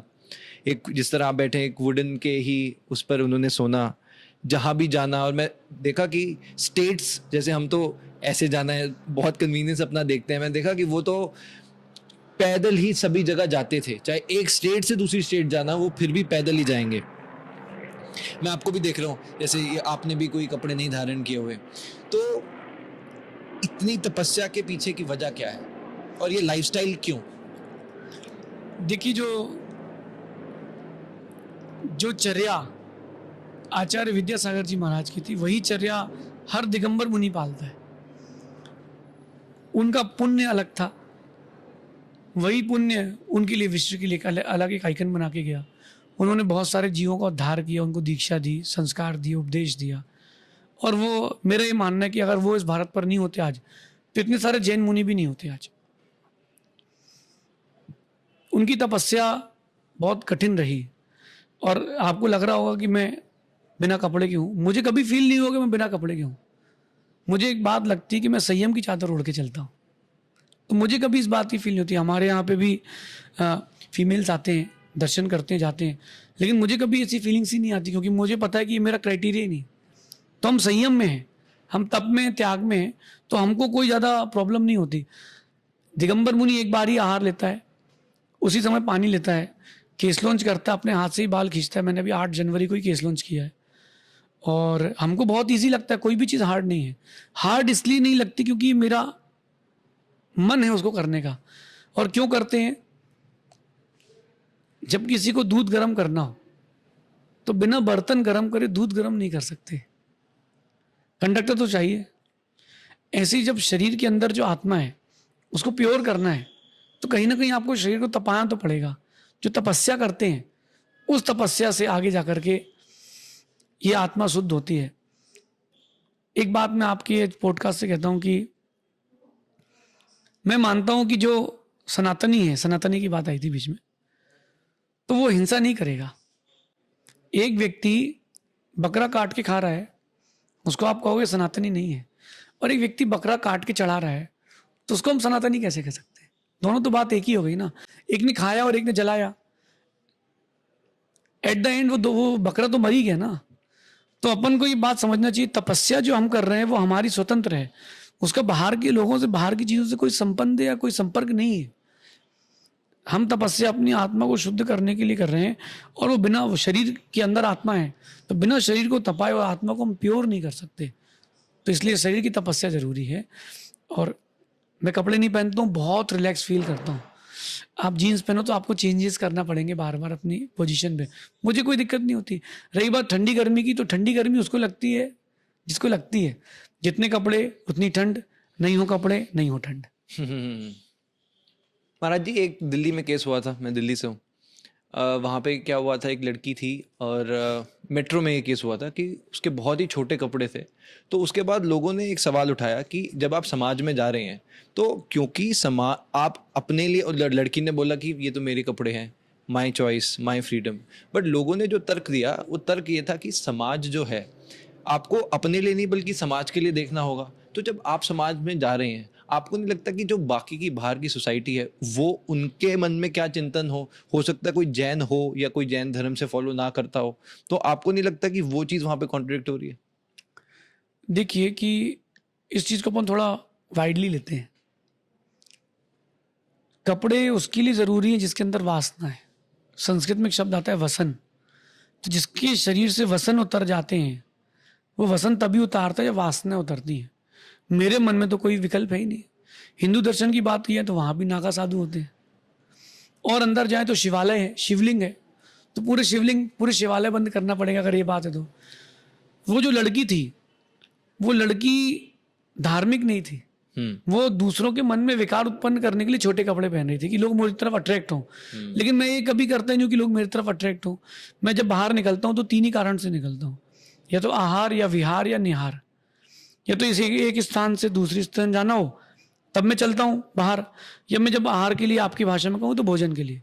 तो जब मैं आहार के लिए जाता हूँ तब मैं निकलता हूँ, या जब सुबह मुझे दैनिक क्रिया करना होती है तब मैं किसी जंगल में जाकर के दैनिक क्रिया करके आता हूँ। तो ये कोई विकल्प नहीं है इसका। हाँ, मेरा मानना है कि अगर कोई कहता है कि जैनिज्म, जो जैन मुनिराज है उनके कारण हो सकता है किसी के मन में विकल्प या विकार उत्पन्न हो, मेरा मानना है कि थोड़ा एक बार फोन पर भी जाना चाहिए, थोड़ा बॉलीवुड के पोस्टर्स पे भी जाना चाहिए। पहले की बॉलीवुड और आज की बॉलीवुड में बहुत अंतर है। पहले वो एक पेड़ के पीछे खड़े होकर के हीरो हीरोइन पूरा गाना शूट कर लेते थे, अब आज की बात मैं नहीं करता हूँ। और पहले इतने पोस्टर्स भी ऐसे वल्गर नहीं बनते। तो ये जो चीजें आ रही हैं, ये वल्गैरिटी लोगों के अंदर सेक्सुअलिटी बढ़ा रही है। ये जैन मुनि कभी इस बात को प्रेरित नहीं करते। हम तो और धार्मिकता की ओर जाते हैं। मैं बाल ब्रह्मचारी हूँ तो हम तो धार्मिकता की ओर ही जाते हैं ना। तो हमारे मन में कोई विकार नहीं है, इसलिए हमारे निमित्त से भी किसी को विकार आ रहा तो गलती उसकी है। अगर मैं चाहता हूं कि वो अपने भाव खराब करे मुझे देख करके तो मेरी गलती है। वास्तविकता में जो वल्गैरिटी है ये और चीजों से बढ़ रही है। फेसबुक में अपन देखना कुछ और चाहता है व्यक्ति, दिखता कुछ और है, रहता कहीं और है, पहुंच कहीं और जाता है। तो इन सब चीजों पर पहले बैन करना चाहिए धार्मिकता की अपेक्षा से। जैनों की बात नहीं, हिंदू की बात करें, वहां भी नागा साधु रहते हैं, कुंभ में भी नागा साधु आए हैं। तो इसका मतलब ये है कि नग्न होने का निषेध नहीं है, लेकिन कपड़े तभी उतारें जब अंदर की वासना उतर जाए। मुझे कोई वासना नहीं है, मेरे सामने कोई भी कैसे ही निकल जाए। मैं जब रोड पर चलता हूँ तो बहुत सारे लोग मिलते हैं। बेंगलुरु में रुक के आया हूँ, इंदौर रुक के आया हूँ, कोटा रुक के आया हूँ, मुंबई रह के आया हूँ। तो मैं बहुत सारी बड़ी बड़ी सिटीज होकर के आया हूँ जहाँ लोग अच्छे कपड़े नहीं पहनते। मैं वहाँ देखता ही नहीं हूँ, मेरा मन ही नहीं जाता है, तो मुझे वल्गैरिटी नहीं आती।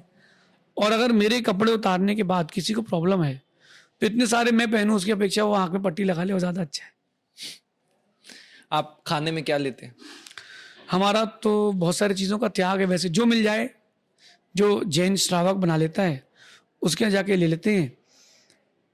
वैसे मैं चपाती, मैं गेहूँ नहीं लेता हूँ, मैं शक्कर नहीं लेता हूँ, मैं दही नहीं लेता हूँ, मैं तेल नहीं लेता हूँ।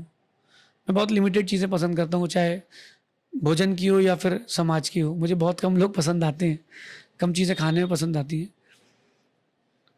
थोड़ा सा मीठा, ज़्यादा दाल सब्जी रोटी और चावल, लाइट फूड, ताकि मैं दिन भर फ्रेश रहूँ। ये, और पानी अच्छा। मुझे फ्रूट्स पसंद नहीं आते। मुझे कई बार लगता है कि मैं ड्राई फ्रूट्स और फ्रूट्स भी लेना थोड़ा अवॉइड करता हूँ। मुझे लगता है कि अगर मैं ये सब चीज़ें लेने लगूंगा तो जो बेचारा गरीब है, जिसके पास ज़्यादा पैसे नहीं है, वो मुझे कैसे अपने घर ले जा पाएगा। तो मैं वो चीज़ लेना पसंद करता हूँ जो इजीली अवेलेबल हो और जो मेरे लिए सुटेबल भी हो, शुद्ध हो। मैंने ये कहीं पढ़ा था कि जैनिज्म में एक फिलॉसफी दी जाती है कि सनसेट के बाद खाना नहीं खाना चाहिए, क्योंकि अब जाके काफ़ी लोग, अगर आप डाइटिशियंस के पास जाएंगे, वो कहते हैं कि खाना तो भाई 6-7 बजे से पहले खा लो। चाइना में भी लोग ये फॉलो करते हैं और जैनिज्म में कई सालों से चलता आ रहा है। तो इसकी वजह क्या है?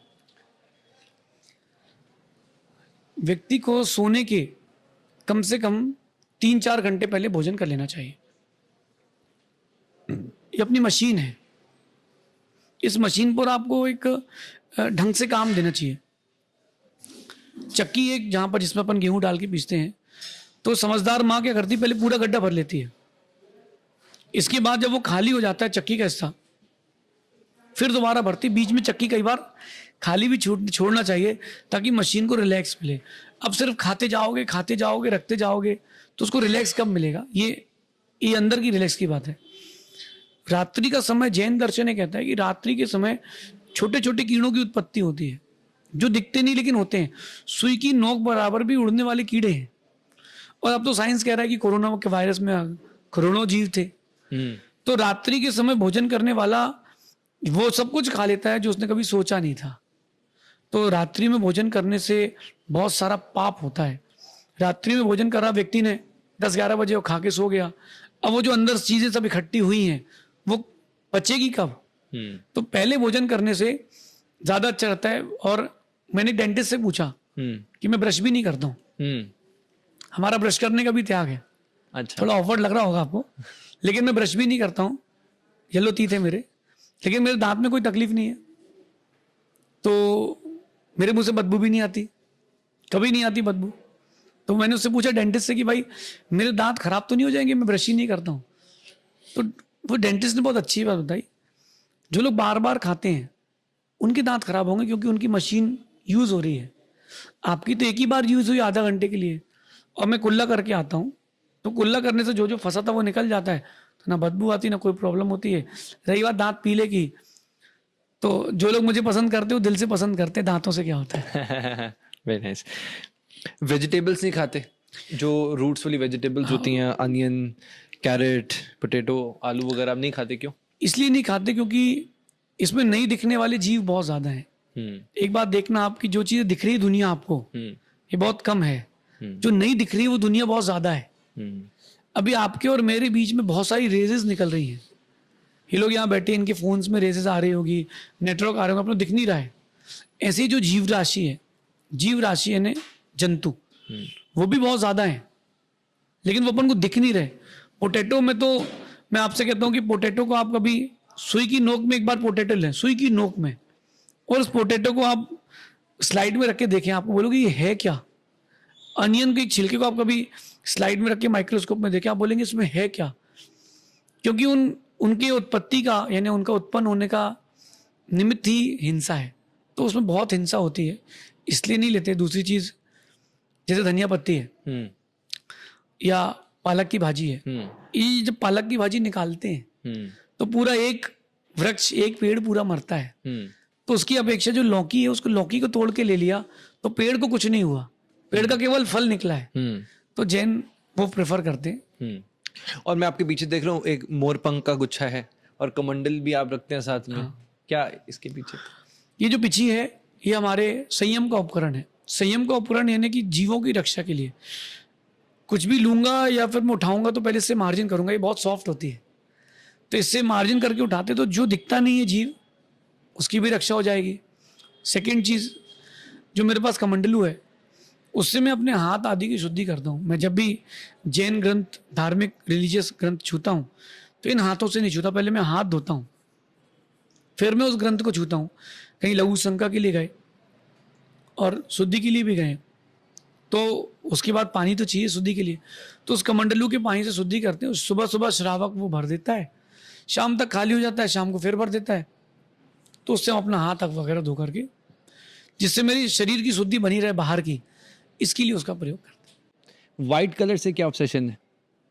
मुझे नहीं, मैं जितना जैन टेम्पल देखा है हर जगह वाइट, और जो इवन जो मुनि हैं मैं कई को देखा है जो वाइट कपड़े ही डालते हैं, तो वाइट कलर ही क्यों?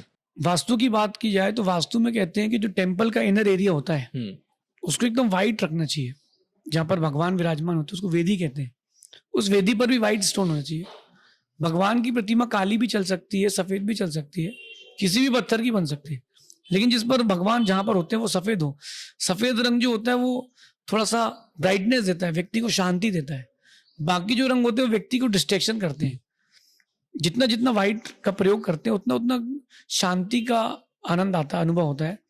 तो व्हाइट कलर का ज्यादातर ये प्रयोग करते हैं।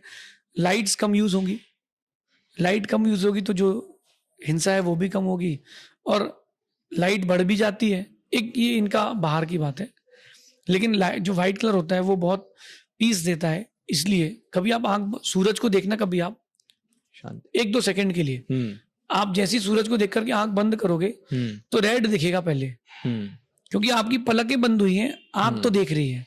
फिर रेड के बाद ब्लैक दिखेगा, और अगर आप ध्यान करते होंगे तो थोड़ी देर बाद वो व्हाइट होगा। तो व्हाइट प्योरिटी का प्रतीक है। राइट। हर चीज के एक जैसे प्रोज और कॉन्स होते हैं, उसी तरह हर धर्म के कुछ लोग मानने वाले होंगे और कुछ ऐसे भी लोग होते हैं जो कि उसको अपोज करते हैं। तो क्योंकि आज हमने काफ़ी चीज़ों को समझा, जैन फिलॉसफी के बारे में जानने की कोशिश करी, तो मैं, क्योंकि आपको इतने लोग सुनते हैं, मैं चाहता हूँ आप उन चीज़ों का भी जवाब दें जो कि एक जैनिज्म के बिल्कुल कॉन्ट्ररी लोग सामने रखते हैं। बिल्कुल। ओशो के बारे में जब मैंने देखा तो वो भी एक जैन है, एक दिगंबर फैमिली से बिलोंग करते हैं। उनका पूरा बचपन ओशो, क्योंकि उनका परिवार ओशो था, तो उनकी फिलॉसफी, जो उनकी टीचिंग्स रही, वो जैनिज्म से प्रभावित थी। उन्होंने भी कहा कि except Mahavir nobody has become enlightened on Amavasya. तो उन्होंने काफी तारीफ करी। एक तरफ उनका देखा जाता है, जब अर्ली जो उनकी टीचिंग्स थी, जो उनका पहला प्रवचन भी था, उसमें भी उन्होंने जैनिज्म की काफी तारीफ करी। पर उसके बाद 3 सवाल हैं, तो मैं पहले वो सवाल बताता हूँ, फिर आप बताइए। तो सबसे पहला सवाल जो ओशो कहते हैं, वो बोलते हैं जैनिज्म इतने साल पुराना एक रिलीजन है, जैसे जो मोहनजोदारो का एग्जांपल दिया, 7,000 साल, 10,000 साल पहले, तो फिर भी आज तक जैनिज्म इतना बढ़ क्यों नहीं पाया? आज भी 50 से 60 लाख लोग ही हैं जो जैनिज्म को फॉलो करते हैं। इतनी देर से, इतने कई सौ हजारों साल हो गए, ऐसा क्या है कि लोगों ने जैनिज्म को क्यों फॉलो नहीं किया? एक एक करके बताता हूँ। ठीक है। जो रजनीश नाम था उनका, ओशो तो बाद में उनका निकनेम हुआ। जो हमारा नेटिव था, हमारा घर था, उससे लगभग 13-14 मकान छोड़ करके वो रहते थे जबलपुर में, और एक बोर्डिंग स्कूल है, जैन बोर्डिंग स्कूल, वहाँ पढ़ाते थे। और गाडरवारा के उनका जन्म था, लेकिन उन्होंने बहुत स्टडीज़ करी और त्राटक ध्यान उनको बहुत पसंद था। तो उससे त्राटक ध्यान करने से उनके अंदर एक अट्रैक्शन पावर थी। उनका मानना, उन्होंने बहुत सारे दर्शन को पढ़ा और उन्होंने अपने स्वयं का स्वतंत्र निचोड़ दिया। तो मेरा ये मानना है कि मैं किसी व्यक्ति पर नहीं बोलता हूँ, लेकिन मेरा मानना है कि आपकी सोची हुई बात सही हो हमेशा ज़रूरी नहीं है। मैंने भी उनके प्रवचन सुने, लेकिन मुझे थोड़ा थोड़ा कई बार डिप्लोमेटिक भी लगी चीज़ें। जैसे और जैसे कि मैंने उनका प्रवचन सुना कि तुम डरते हो अपने गुरु से, इसलिए आगे नहीं बढ़ पा रहे हो। तुम डरते हो परमात्मा से, तुम्हारे अंदर डर है, इसलिए तुमको डर लगता है कहीं पाप ना हो जाए, इसलिए तुम थोड़ा पीछे हो जाते हो। फिर थोड़ी देर बाद उन्होंने 15 मिनट बाद उसी प्रवचन में कहा कि अगर गुरु नहीं है तुम्हारे पास तो तुमको रास्ता कौन दिखाएगा। तो अपनी बात को उन्होंने पहले प्रूव किया, फिर अपनी बात को उन्होंने काटा। ये मैंने एक बार उनका प्रवचन 10-15 मिनट का था, रास्ते में सुना था। तो ये चीज़ है, ओशो ने जो बहुत सारी बातें कही हैं उस पर भी मैं बात करूंगा कि जैनिज्म पर बोलना बहुत सरल है, लेकिन जैनिज्म को समझना बहुत कठिन है, बहुत विस्तार से है, बहुत बड़ा है। और इसका जो क्रिया पक्ष है, क्रिया यानी करने का, त्याग का पक्ष, वो बहुत कठिन है। जैन मुनि बहुत कम क्यों है? कम इसीलिए क्योंकि बहुत कठिन चर्या है। मैं ये बोलूंगा कि अगर कपड़े उतार करके भी कोई जिंदगी भर रह ले तो भी मैं उसको मान जाऊंगा। जितनी बार खाना है खा ले। एक छोटे से बच्चे की 3 साल के बच्चे की आप उसका चड्डी खींचना ऊपर वापस खींच लेगा, बोले क्या कर रहे हो भैया, अंकल आप ऐसा नहीं करिए। तो फिर इतनी 20 साल 25 साल 30 साल की उम्र में कपड़े उतार के चलना, जब विषय वासना सताती हैं, वो बहुत वीरता का काम है।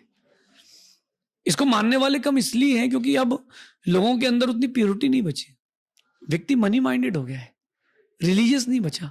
जैनों की बात भी करूं मैं, जैनों में क्या है कि इंडियन गवर्नमेंट सोचती है कि 50-60 लाख है, लेकिन मेरा मानना है कि अभी भी 3-4 करोड़ तो निकलेंगे, क्योंकि जैनों में बहुत सारे गोत्र चलते हैं पीछे जो लगाते हैं अपन सरनेम, तो बहुत सारे चलते हैं। गुप्ता भी जैन मिलते हैं, अग्रवाल भी जैन मिलते हैं, हमको नेमा भी जैन मिलते हैं, बोरा भी जैन है। तो जैनों में कास्ट अभी वर्तमान में है, एग्जिस्टिंग है। तो ये जो इनकी काउंटिंग हिंदू दर्शन में हो जाती है, तो जैनों की जो एग्जैक्टली गणना है वो हुई नहीं है। इस बार मैं सोच रहा हूँ कि इस बार जरूर जैनों की गणना अलग से करवाना चाहिए, ये जैन लोगों को मिलकर के। कभी भी किसी भी परिस्थिति में जो जैनिज्म की बात करते हैं अपन कम मानने वाले इसलिए रहते हैं क्योंकि व्यक्ति अपने हिसाब से धर्म करना चाहता है, बहुत इजीली चाहता है कि वो धर्मात्मा का टैग भी लग जाए और धर्म भी हो जाए, तो व्यक्ति उस ओर जाता है, इसलिए मानने वाले कम है। इस बात को संस्कृत में एक श्लोक में कहा है कि काला कलिर्वा कलुषा शयोवा श्रोतुर प्रवक्तुर वचनान योवा तच्छा सनेकाधिपतित्व लक्ष्मी प्रभुत्व शक्ति रपवाद है। तो ये एक युक्त्यानुशासन ग्रंथ है, उसकी एक पंक्ति है कि भगवान से पूछते हैं आचार्य भगवान कि आपके को मानने वाले कम क्यों हैं। भगवान कहते हैं कली काल है और लोगों के आशय भी काले हैं। वक्ता अपने मन का कहना चाहता है, श्रोता अपने मन का सुनना चाहता है, तो वो बहुत कठिन हो जाता है इस बीच में सत्य का प्रतिपादन करना। एक लाइन में बोलता हूं कि हीरे की कीमत जौहरी को होती है, सुनार को नहीं होती, और हीरा खरीदने की ताकत भी हर किसी की नहीं होती, क्योंकि बहुत कठिन है। आपको जब प्यास लगती है आप पानी पी लेते हो, जब भूख लगती है तो आप कुछ खा लेते हो। अगर अभी बीच में कट होता तो आप पानी पी लेते, कहीं और होते कॉफी पी लेते, तो यहाँ कुछ मिलेगा ही नहीं तो यहाँ कोई ऑप्शन ही नहीं है। तो ये बहुत कठिन पक्ष है, तो और इसको लाइफ टाइम के लिए लेना, एक दिन के लिए लेना है। No doubt. मैंने जीवन भर के लिए नियम लिया कि मैं एक ही बार भोजन पा ही लूंगा, वो भी खड़े होके। उसमें भी अगर बाल या कोई चींटी या कोई मरा हुआ जीव आ गया तो मैं वहीं आहार छोड़ करके खुला करके आ जाऊंगा, वो अगले दिन लूंगा, भले ही टेम्परेचर कितना भी क्यों ना हो। 50 डिग्री में टेम्परेचर में चलना नंगे पैर, जब डामल पिघल जाए रोड पे, बहुत टफ हो जाता है। लेकिन टफ उसके लिए होता है जिसको वैराग्य नहीं है। मैंने 55 डिग्री में भी विहार किया है और 0 डिग्री में भी विहार किया है। अभी ठंड का मौसम है तो ये जो चिटाई है, मैं उसमें चिटाई लेता हूँ, ये बैम्बू की चिटाई है, मैं इसको लेता हूँ, उड़ता हूँ, रात को सो जाता हूँ इसी तखत पर, सुबह उठ जाता हूँ 2 बजे से। तो चर्या बड़ी कठिन है ये बात। ओशो का दूसरे सवाल पे आते हैं। तो ओशो ने जो दूसरा सवाल उठाया कि जैनिज्म में इतना पुराना धर्म है तो अभी तक कोई नोबेल प्राइज विनर क्यों नहीं है। Contributions to art, music, maths, contribution to the world, Jainism का क्या है? देखिए कंट्रीब्यूशन तो ऐसा है कि पूरे भारत को जो 0 दिया है वो जैनिज्म ने दिया है। अभी इस पर बहुत बड़ी डिबेट चल रही है कि 0 किसने दिया है, तो आर्यभट्ट जैन थे, तो जैनिज्म ने 0 दिया है। आचार्य यति वृषभ हुए 2000 साल पहले, उन्होंने ग्रंथ लिखा है तिलोय पर्णति, ये साइंटिफिकली भी प्रूव्ड है। तो उन्होंने उस समय 0 दिया कि 0 से ही काम बनता है। आपको एक बात बताता हूँ, मैथमेटिक्स में ट्रायंगल का वॉल्यूम निकाल लेते हो, स्क्वायर का वॉल्यूम निकाल लेते हो, शंख का वॉल्यूम निकालना हो तो कोई फॉर्मूला नहीं है।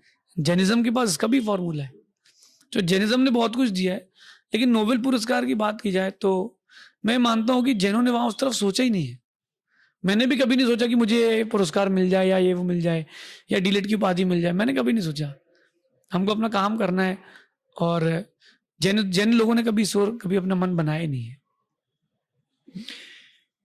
हमारी डाइट वेजिटेरियन है, इवन मैं खुद जैसे एक वेजिटेरियन हूँ, और एक सर्वे हुआ था जिसमें पाया गया कि 98% से ज़्यादा जो लोग जैनिज्म को फॉलो करते हैं वो एक वेजिटेरियन डाइट को परस्यू करते हैं, शाकाहारी भोजन लेते हैं। तो ओशो इसमें कहते हैं कि जो वेजिटेरियन डाइट है वो इनकम्प्लीट है।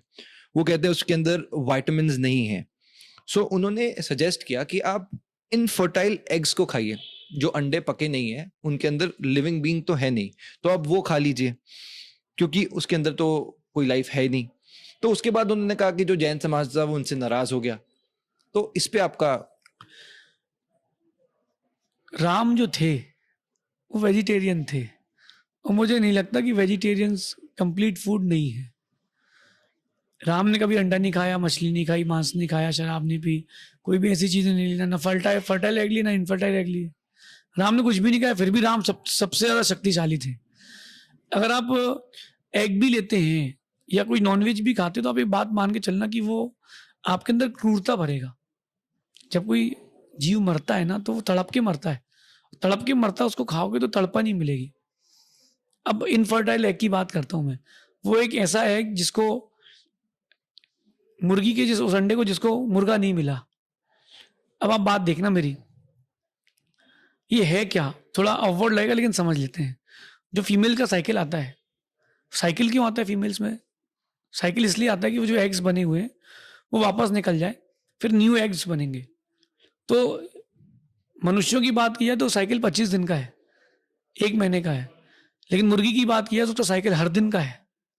तो जो इनफर्टाइल एग है वो है क्या? आप 1 मिनट सोचो तो आप क्या खा रहे हो?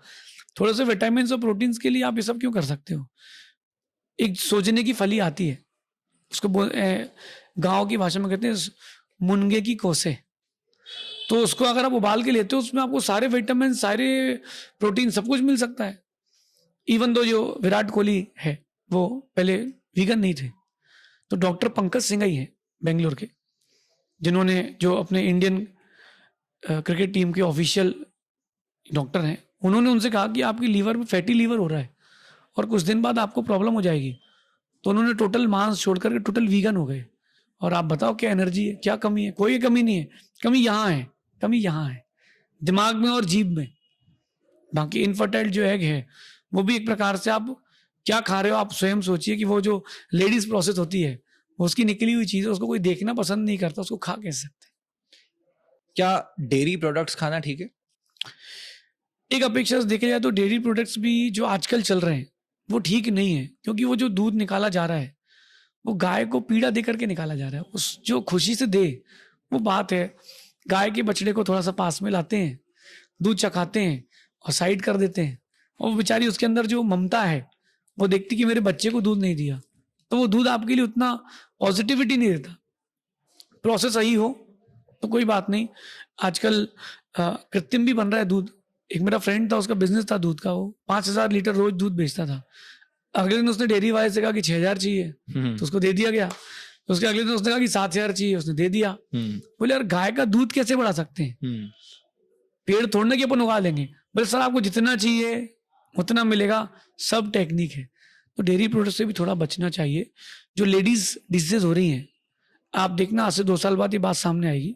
जो भी लेडीज डिजीजेज हो रही हैं, ये जो पैकेट फूड और जो दूध आ रहा है इससे बहुत बढ़ रही हैं, इससे बच के रहना चाहिए।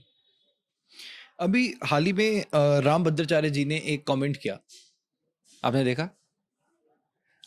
मैं कहता हूँ फिर उसके बाद आपने स्माइल कर दिया तो मेरा माइंड चेंज हो गया। राम भद्राचार्य जी ने कहा, उन्होंने कहा कि जो जैन समाज है वो आक्रामक है। एक तरह से एक प्रश्न भी हुआ, सवाल भी आया, क्योंकि राम भद्राचार्य जी का जो उपाधि है वो जगत गुरु की उनके पास उपाधि है, काफी विद्वान है। तो इस तरह का कमेंट आप किस तरह देखते हैं, और अगर राम भद्राचार्य जी तक ये वीडियो पहुंचती है तो आप उनको क्या कहना चाहेंगे? मैं ये कहूँगा कि अगर किसी की आंखें नहीं है तो कोई बात नहीं, उसका पास मन तो है। लेकिन अगर किसी के पास दिमाग नहीं है तो उसके लिए अपन कुछ नहीं कर सकते। मैंने ये वीडियो बहुत दिन पहले देखा था, लेकिन मैंने कुछ कहा नहीं। अब आपने आज पूछा तो मैं खुल के कहता हूँ कि किसी के बारे में कहने के पहले आपको भावुकता ही रखना चाहिए। आप मुझसे कुछ पूछ रहे हैं, मैं खुल के कह रहा हूँ, इसका आफ्टर इफेक्ट भी सोचना चाहिए। अगर जैन समाज आक्रामक है तो आज तक किसी भी जैन समाज की रैली में पुलिस वालों को तैनात नहीं किया गया, जबकि अभी आप कोई रैली और किसी की भी निकले तो पुलिस वाले लग जाते हैं कि कोई दंगा ना हो जाए। तो जैन समाज आक्रामक नहीं है, वो बहुत व्यवस्थित है, एग्रेसिव नहीं है। लेकिन जिस दिन एग्रेसिव होती है फिर उस दिन किसी की नहीं चलती है, क्योंकि अच्छा कांच टूटता है तो धार वाला हथियार बनता है। तो मेरा कहना है उनसे भी, सबसे भी, कि मैं किसी से डरता नहीं हूँ, कौन मेरे बारे में क्या करेगा, क्या सोचेगा। लेकिन मेरा कहना है कि किसी के बारे में, किसी अच्छे व्यक्ति के बारे में बुरा कहने के पहले 100 नहीं 1 लाख बार सोचना चाहिए, क्योंकि अगर वो अच्छा आदमी बुरा बन गया तो उसको संभालना बड़ा मुश्किल हो जाता है। जैन लोग कभी एग्रेसिव नहीं हुए, और लेकिन जब भी वो एग्रेसिव हुए हैं या आक्रामक हुए हैं तो देश के लिए हुए हैं और कहीं नहीं हुए। अपने हक की चीज छोड़ करके आगे बढ़ जाना ये जैनों ने सीखा है और सिखाया है। लेकिन इसके लिए ऐसा किसी के लिए कमेंट करना ये अच्छी बात नहीं है। हम तो बहुत समझदार तो कुछ नहीं कह रहे हैं, हमारे जगह कोई और होता तो कहीं का नहीं छोड़ता। आपने ना कहकर भी बहुत कुछ कह दिया। एमपी में ही यहीं पर जहाँ पर है, यहाँ पे एक सागर जगह है, यहाँ पर अब पीछे कुछ दिनों में विवाद हुआ और वहाँ पे हिंदू वर्सेस जैन भी देखा गया, जहाँ पर एक कहा जा रहा है कि एक मंदिर था, वहाँ पे कुछ जैनी लड़के आए, उन्होंने तोड़ा, और कुछ जैन शॉप्स थी, उन पर भी अटैक किया गया। तो एक तरफ हम बात कर रहे हैं कि सिमिलैरिटीज काफी हैं, दूसरी तरफ ये भेदभाव क्यों बढ़ रहे हैं? देखिए, मेरे को जितने जैन लोग मानते हैं उससे ज्यादा मेरे अजैन फॉलोअर्स हैं, और वो फॉलोअर्स इसलिए क्योंकि उनको मेरी बात अच्छी लगती है। अगर मेरी कोई बात उनको अच्छी नहीं लगती तो वो कमेंट्स भी करते हैं और हो सकता है कि अनफॉलो भी कर दें, ये उनके ऊपर है। ये जो अभी सागर में हुआ ये कुछ लोगों की गलती थी और इसके कारण पूरी समाज को भुगतना पड़ा। वहाँ पर बात चल रही थी कि चलो इजीली सब शॉर्ट आउट हो जाएगा, सब कोऑपरेटिव थे, लेकिन कुछ लोग रहते हैं कि मैं करके दिखाऊंगा, वो नेता बनने का शौक रहता है ना किसी को, तो ऐसे लोग जाकर के वो थोड़ा काम बिगाड़ आए। किसी की श्रद्धा को आप चोट पहुंचाओगे तो ऐसा ही होगा। अगर कोई आपके जैन मंदिर के लिए ऐसा करता तो आपको भी दुख होता। तो अगर कोई ऐसा करता है तो ये गलत है। मेरा कहना है कि अगर किसी का स्थान आपको चाहिए तो प्यार से मांग लो, जबरदस्ती आप हत्या नहीं सकते किसी से। प्यार से बोल करके बात खत्म कर सकते थे, लेकिन उन्होंने किया नहीं। अभी आप जिस टॉपिक पर बात करें वहां के लोग भी बैठे हुए हैं, तो ये करना अनुचित था। अगर आप प्यार से बात करें तो चीजें अच्छी हो जाती, ऐसा नहीं करना चाहिए। फिर इसके बाद ये व्यक्ति विशेष का मंदिर था, वो समाज का मंदिर नहीं था। फिर इसके बाद उसको राजनीतिक रूप दे करके काम बिगाड़ने का प्रयास भी किया गया। अब सब शॉर्ट आउट है, लेकिन इतिहास तो हो गया। पर आप जैसे कह रहे हैं कि बात करके मांगना चाहिए था, तो विवाद किस चीज का था?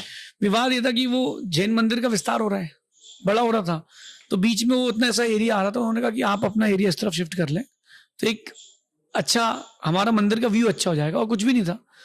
तो उन्होंने कहा कि हमारे मंदिर बहुत पुराना है, वहां से हम कैसे हटाएं। बात ये चल रही थी कि आप शिफ्ट कर लें तो इट विल बी बेटर। तो वो सब रेडी भी थे, ऐसा नहीं था कि नहीं था, उनका भी स्वार्थ था कि क्यों किसी के मंदिर की डिजाइन बिगाड़ेपन। लेकिन कुछ लोग जो रहते हैं, जो जिनको कहते हैं विघ्न संतोषी, जिनको परेशान करके मजा आता है, उन्होंने सभी कर लिया। अब जैसे हम जो जैनिज्म की हम बात करते हैं तो सबसे जैसे प्रमुख चीज आती है अहिंसा, नॉन वायलेंस। तो उस पे कुछ चीजें हैं जो कि काफी कॉन्ट्रडिक्टरी भी होती हैं समाज को देखा जाए तो। अब कुतुब मीनार के पास कुव्वत इल इस्लाम एक मस्जिद है, और उसके बाहर अराबिक में लिखा हुआ है कि 27 टेम्पल तोड़े गए और ये मस्जिद बनाई गई। हसन निजामी अपनी किताब में लिखते हैं कि ज्यादातर वो जो मंदिर तोड़े गए उस मस्जिद के लिए वो जैन ही थे। मुरादाबाद में भी अभी देखा गया एक प्राचीन जैन मंदिर मिला। तो आपको नहीं लगता कि कहीं ना कहीं जो नॉन वायलेंस है वो कमजोरी बन रहा है? ये मैं पहले कई बार इस बात पर मैंने प्रकाश डाला है कि अहिंसा को लोगों ने कायरता से जोड़ लिया है, जबकि अहिंसा क्षत्रियता थी। राम ने सीता को वापस लेकर के आए, वो अहिंसा के लिए लाए, भले उसके लिए हिंसा करना पड़ी कि अगर वो नहीं लाते तो कल के दिन फिर ये तो अनैतिकता फैली जाती है यार, किसी की भी पत्नी उठा लो, कोई दिक्कत ही नहीं यार। कायर नहीं है जैन लोग, ये अहिंसा कायरता नहीं है। आजकल लोगों ने उसको उस फेज तक पहुंचा दिया है। अगर आपके घर में कोई प्रॉब्लम हुई है, कोई व्यक्ति अटैक कर रहा है, तो वहां पर आप ये नहीं बोलोगे भैया सॉरी सर, प्लीज सर आप खाली कर दी सर, हमारे माँ को नहीं मारी सर। वहां आपको थोड़ा सा क्षत्रिय बनना पड़ेगा। अहिंसक जो होते हैं वो अपने और दूसरे के धर्म की रक्षा करने के लिए होते हैं, तो ये क्षत्रियता तो रखना पड़ेगी। अहिंसा जो है वो नॉन वायलेंस तो है, लेकिन कायरता नहीं। इसलिए मैं सबसे कहता हूँ कि जब मौका पड़ता है तो आपको शस्त्र चलाना भी आना चाहिए, जब मौका पड़ता है तो आपको शास्त्र पढ़ना भी आना चाहिए। पर जब हमने एक फिलॉसफी जो नॉन वायलेंस पे है, वहां पर हथियार का आना क्या आपको नहीं लगता कॉन्ट्रडिक्ट कर रहा है? बिल्कुल गलत, बिल्कुल गलत नहीं है। राम ने हथियार उठाया था, हिंसा के लिए नहीं उठाया था। राम ने हथियार अहिंसा के लिए ही उठाया था। 4 प्रकार की हिंसा होती है, वायलेंस होता है, संकल्पी, विरोधी, औद्योगिक, आरंभिक। तो संकल्पी है कि जान के इसको तो मारूंगा, मच्छर बैठा उसको जान के मारूंगा, ये संकल्पी हिंसा है। जैन लोग ये नहीं करते। विरोधी हिंसा तो करेंगे ही करेंगे। अगर ये नहीं होगी तो फिर ना धर्मायतन बनेंगे, ना बचेंगे, ना परिवार बचेगा, ना देश बचेगा। जो इंडिया है वो भी इसी पर बिलीव करता है। जो इंडियन सेना है, जो अपना जितनी भी टोटल आर्मी है, आज तक इंडिया ने किसी भी देश पर अटैक नहीं किया। लेकिन किसी ने किया है तो उसको छोड़ा नहीं है, ये विरोधी हिंसा है। एक होती है औद्योगिक हिंसा जो बिजनेस के लिए की जाती है, एक होती है आरंभी हिंसा जो घर वगैरह में सामान में काम करने में आती है। तो इनमें संकल्पी हिंसा का त्यागी होता है जैन, लेकिन छत्री ही होता है। ये लोग भूल चुके हैं, जब मौका पड़े तो अपने धर्म की, देश की रक्षा के लिए शस्त्र भी उठाना चाहिए। वो हिंसा नहीं है, वो देश की रक्षा है, इसलिए स्विच एक्सेप्टेबल है। जब हम जैसे यूनिवर्स की बात करी, किस तरह से हमारी दुनिया शुरुआत हुई, तो जैसे आपने बताया कि नेचुरली वो चीज़ें आई और उसके आने से सब कुछ समाज आगे बढ़ा। शुरुआत तो कहीं से हुई, तो आपके हिसाब से इस दुनिया का अंत कैसा होगा? जो अगर हम वीडियोस बाकी देखते हैं, ये कहा जाता है कि कल की अवतार आएगा, तो आपके हिसाब से जो दुनिया है उसका अंत कैसा है? देखिए, स्टार्टिंग नहीं तो एंडिंग नहीं है। ओके। लेकिन जब परिवर्तन आता है, सतयुग, कलयुग, ये परिवर्तन आते हैं। अब इसके बाद जैनिज्म कहता है कि छठवां काल आएगा, तो अब अग्नि की वर्षा होगी। अग्नि की वर्षा होगी, पूरी भूमि जल जाएगी, ना मंदिर बचेगा, ना कुछ भी नहीं बचेगा। अब अग्नि की वर्षा होकर के जो कुछ भी है सब नष्ट हो जाएगा। अब पुनर्सृष्टि की स्टार्टिंग होगी। तो कुछ जोड़े जानवरों के, मनुष्यों के फिर से यहाँ पर देव लोग ला करके अलग जगह रख करके सेफ रख के यहाँ छोड़ेंगे।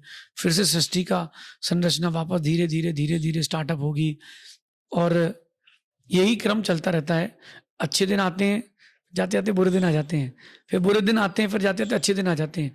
तो ये क्रम चलता रहेगा, सृष्टि कोई मिटा नहीं पाएगा, इतना ईजी नहीं है। और कोई कहता है कि पृथ्वी जो है ये गोल है, तो मैं कहता हूँ कि जरा एक बार खोद के तो देखो जरा कितनी गोल है, कितनी अंदर तक जाएगी।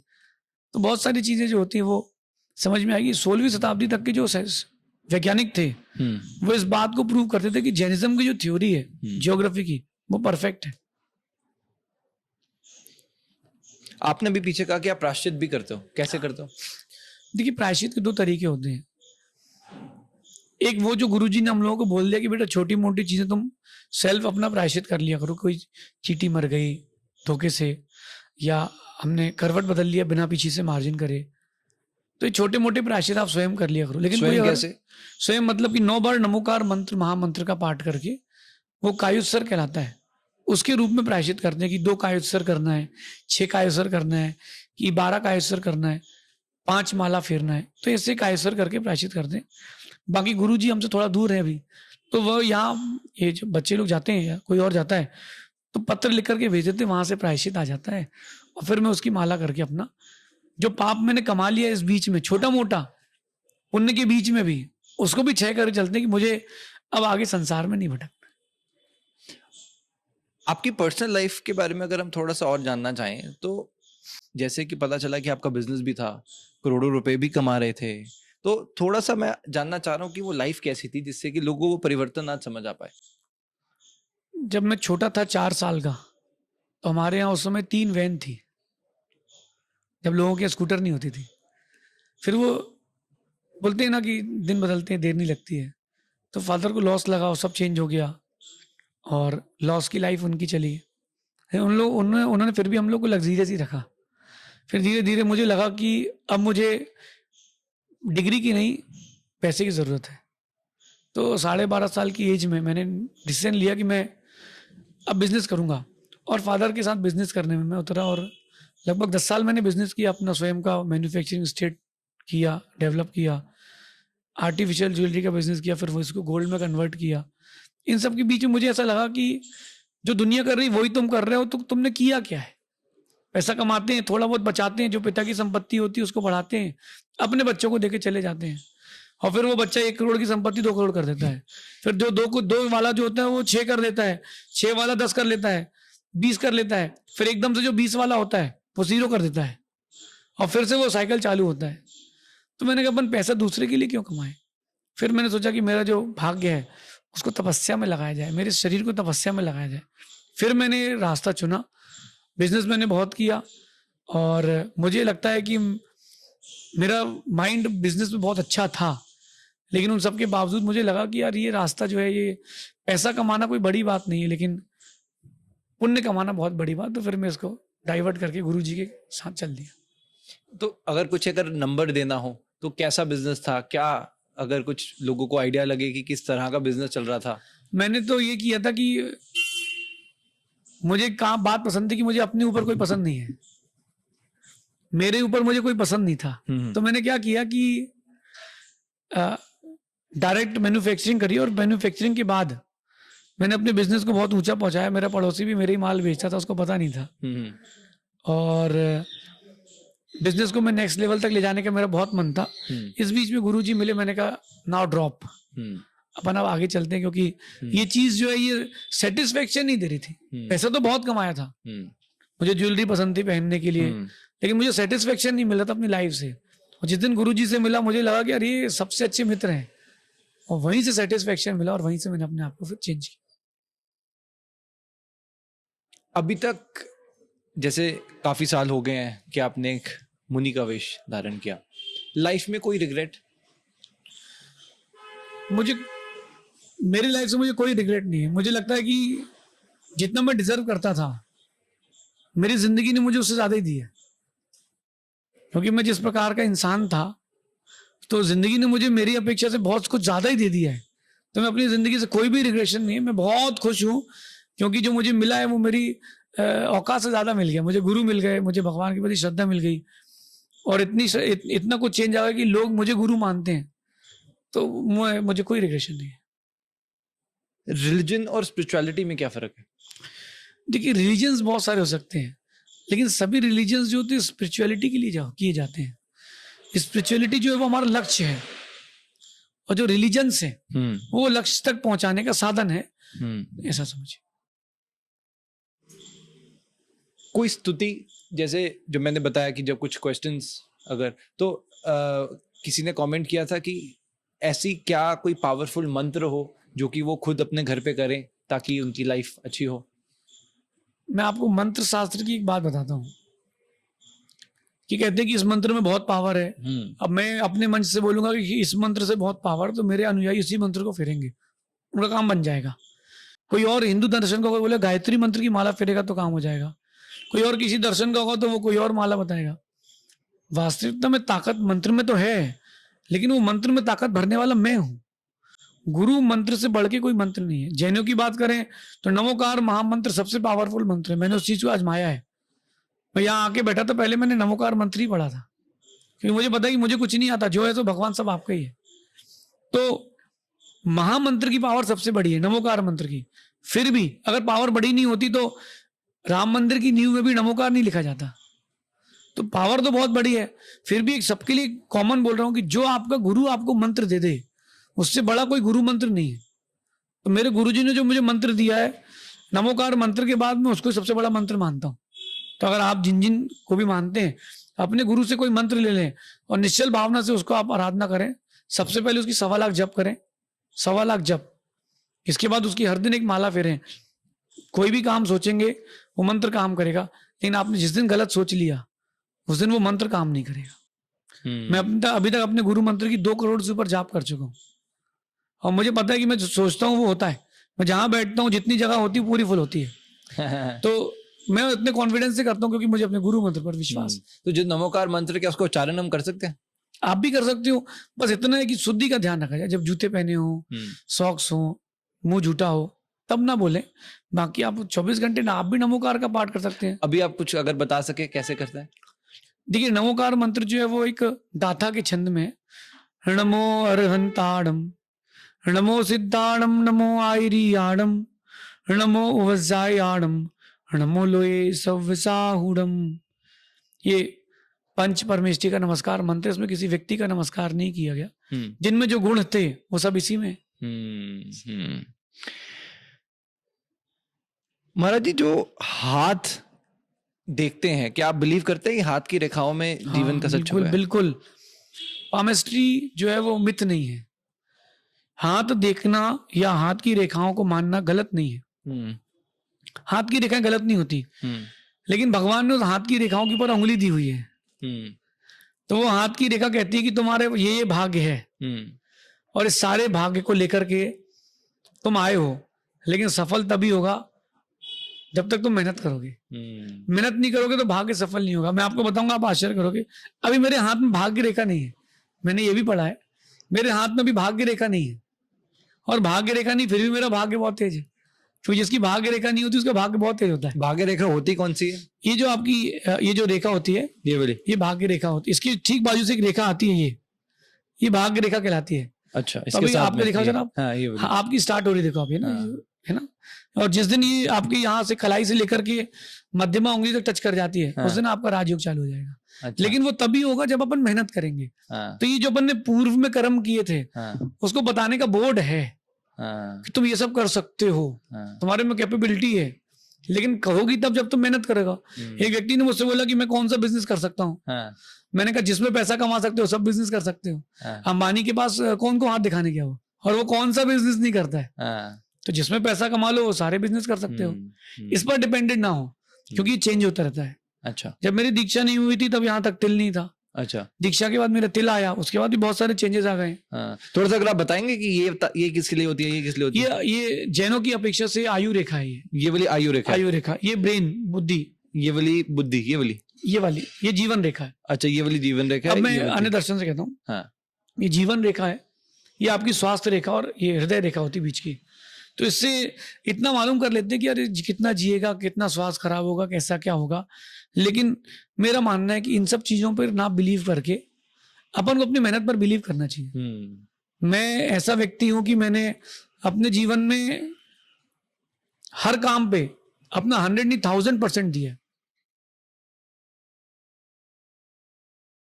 और वो 1000% देने के बाद मुझे रिजल्ट भी 1000% ही मिला है। तो मेहनत पर बिलीव करता हूं मैं। मुझे पता है कि जैसे इस रेखा की बात की है तो मेरा शनि कमजोर है, तो मुझे कोई भी चीज एक बार में नहीं मिलेगी, और हर काम में कोई ना कोई विघ्न आएगा, भी आपने सुन लिया है। तो ये कोई ना कोई विघ्न आएगा ही आएगा, तो मैं रेडी रहता हूँ। मुझे पता है कि सब चलता रहेगा, ये बैक फायर से चल रहेगा। लेकिन मैं जब जब जितनी मेहनत करता हूँ उतना मुझे हाइट मिलती।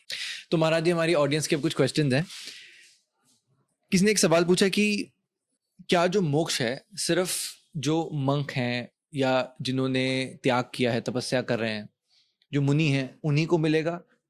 अगर नहीं तो जो इंसान अपने घर में है, गृहस्थी जी रहे हैं, उनको मोक्ष की प्राप्ति कैसे हो सकती है? कुछ पाना है तो कुछ खोना पड़ेगा। 100 रुपए लेकर के जाओगे तो आप 100 रुपए की सब्जी ला पाओगे, 1000 रुपए की नहीं मिलेगी। घर पे रहते हो, इतनी सारी सुविधाएं चाहिए, सब चीजें चाहिए, और बहुत सारी प्रॉब्लम्स रहती है, तो माइंड फ्री नहीं रहता। तो अगर आप घर पर रहेंगे तो उतनी सारी चीजें अवेलेबल नहीं हो पाएंगी। इसलिए बिना मॉन्क बने कोई मुनि बने मोक्ष नहीं जा सकता। जितनी चीजें कम रहेंगी, दौड़ने में उतनी आसानी रहेगी। तो घर पर रहने वाला व्यक्ति को तो मोक्ष नहीं मिल पाएगा। हाँ, वो क्रम है, साइकिल है, वो धीरे धीरे डाइवर्ट होकर के जब मॉन्क बनेगा तो फिर वो मुनि बन करके मोक्ष जा सकता है। तो इन शॉर्ट आप ये कह रहे हैं कि मुनि बनना ही पड़ेगा? बिल्कुल बनना ही पड़ेगा। फीमेल का क्या प्रोसेस है? जो फीमेल प्रोसेस ये है कि वो आरिका बनती हैं, और एक सफेद साड़ी रहती है 9 मीटर की, वो पहनते हैं, और वो उसी मर्यादा में रहते हैं, क्योंकि वो बिना कपड़े के नहीं रह सकते, कि मर्यादा है। तो फिर वो उसी में रहते हैं और उसी में अपनी साधना करते हैं। धीरे धीरे जितना उनसे हो पाता है उतना करते हैं। चर्या वो वैसे ही पालन करते हैं जैसे जैन मुनि करते हैं। एक ही बार आहार लेते हैं, केस लॉन्च करते हैं, बस वो 3 चीजें नहीं कर पाते। वो नहाते हैं, महीने में 1 बार नहाते हैं जब उनका रेस्ट का टाइम होता है। इसके बाद वो बैठकर ही आहार लेते हैं। और तीसरी चीज ये होती है कि वो बिना कपड़े के नहीं रहते, वो कपड़े से रहते। ओके, मैं अब देख रहा हूँ बीच बीच में आप जब भी कर रहे हैं। आप जब किसका कर रहे हैं? ये मेरे पास काउंटर है, मेरे पास गुरु मंत्र है, मैं उस गुरु मंत्र का जप करता हूँ। जैसे आपने पूछा, मैं खाली बैठा हूँ तो मैं जप करता हूँ। प्रश्न आप बोलते हो, मैं समझ जाता हूँ कि मुझे क्या कहना है, तो मैं उसका जप करता रहता हूँ बैठ करके। क्योंकि जितना सेकंड, 1 सेकंड भी अगर मैं खुद के लिए देता हूँ तो वो भी बहुत है। ये सब रिटेल बिजनेस चल रहा है पंचम काल में, जितना अपन कमा सकते हैं उतना कमा ले। रिया पूछती हैं कि what Jainism says about how family will grow and the duties each member has towards strengthening bond, यानी फैमिली को एक करने के लिए हमारा क्या क्या कर्तव्य होना चाहिए? देखिए, फैमिली को एक करने के लिए सीधी बात है कि आपको सेक्रीफाइस करना चाहिए। जो सेक्रीफाइस करता है उसकी फैमिली एक होकर के आगे बढ़ती है, जो सेक्रीफाइस नहीं करता उसकी फैमिली आगे नहीं बढ़ती है। सेक्रीफाइस करके चलना पड़ता है। पिता को सेक्रीफाई करना पड़ता है, माँ को सेक्रीफाई करना पड़ता है। एक बेटी सेक्रीफाई करती है तब वो शादी कर पाती है। अगर ये रूल उल्टा होता, लड़के को शादी के बाद ससुराल में रहना पड़ता, तो बहुत कम लड़के शादी करते। तो हर किसी को सेक्रीफाई करना पड़ता है। फैमिली की बॉन्डिंग के लिए सेक्रीफाइस करें, एक दूसरे को समझें, समझाएं ना। अपन समझाने बैठ जाते कि तू ये नहीं ऐसा कर, आप समझो उसका नेचर ही वैसा है। अगर आपके बच्चे को खेलना कूदना पसंद है तो उसको गेम्स खिलाओ, उसको एथलेटिक बनाओ, तो आप वहां डालो उसको। तो समझाने की अपेक्षा अपन एक दूसरे को समझें तो वो बेस्ट प्रोसेस है। आजकल जैसे आप देखते हैं कि स्ट्रेस, टेंशन हर जगह है, चाहे कोई कॉलेज में है या कोई बिजनेस कर रहा है, तो एक मेंटल एस्केप इंसान कैसे ले, शांति कैसे आए? एक बात ध्यान रखना, आप शांति की निमित्त हर जगह नहीं है, टेंशन के निमित्त जो रीजन है वो हर जगह है। तो आपको चीजों को खुद ही सेटिस्फाइड होना पड़ेगा। मैं तो जाप कर लेता हूँ ओम इग्नोराय नमः। मैंने एक बुक लिखी है ओम इग्नोराय नमः, एक बुक और लिखी है घोर इग्नोराय नमः, अभी एक और लिख रहा हूँ घनघोर इग्नोराय नमः, फिर इसके बाद एक बुक लिखूंगा मैं डिलीटाय नमः। तो जो चीजें आपके लिए अच्छी लग रही हैं वो अपन इग्नोर एक्सेप्ट करते जाओ, जो नहीं है उनको इग्नोर करते जाओ। क्या फर्क पड़ता है? अगर कोई मुझसे कहता है कि तुम नंगे क्यों घूमते हो, तो मैं इग्नोर करता हूँ, मुझे तुमसे क्या करना, तुमको मुझसे क्या करना। तो मैं चीजों को दिमाग में लेता हूँ, आगे बढ़ जाता हूँ। एक टेक्निक और बताता हूँ, जब अपन नहीं कह पाए, कोई आपसे कह रहा है कि तुम्हारे में दिमाग नहीं है, तो मन में सोचना, तो उससे कहना कुछ नहीं। जब तक फ्रस्ट्रेशन नहीं निकलती ना, व्यक्ति की टेंशन नहीं निकलती, तो मन में सोचना तो, और फिर वो आगे और बात करे तो उससे मन में सोचना कि आगे बढ़, तेरे जैसे कई आते हैं, लेकिन मन में सोचना और फ्रस्ट्रेशन निकलेगी तो इजी होगा। ओवर थिंकिंग का क्या इलाज है? देखिए, ओवर थिंकिंग के लिए आजकल बहुत सारे ये थेरेपी सेशंस वगैरह, थेरेपी हो रहे हैं, मोटिवेशनल लोग अपने मोटिवेशन दे रहे हैं। मैं आपको इसकी नींव पर आता हूँ। हाँ। ये जो हार्मोनल डिसबैलेंस हो रहा है by taking food, chemical food, इससे ओसीडी की बीमारी और ओवर थिंकिंग की बीमारी हो रही है। इसके लिए सबसे पहले भोजन को सही करना चाहिए। सेकंड चीज मैं आपसे कह रहा हूँ कि मेडिटेशन चालू करें।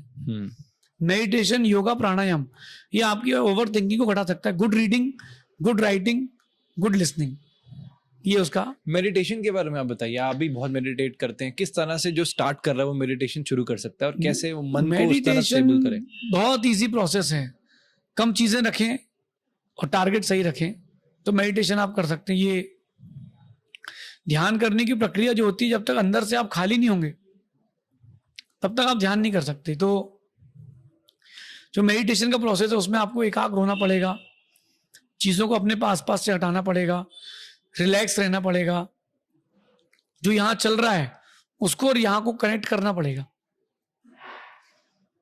इसके लिए पोजीशंस यानी मुद्राएं, कलर और बीजाक्षर, इन सब का प्रयोग किया जाता है। मैं आपको बताता हूँ कि ये होती है, इसको इंग्लिश में कहते हैं हाकिनी मुद्रा, और जैन आगम में कहते हैं सर्वतोभद्र मुद्रा।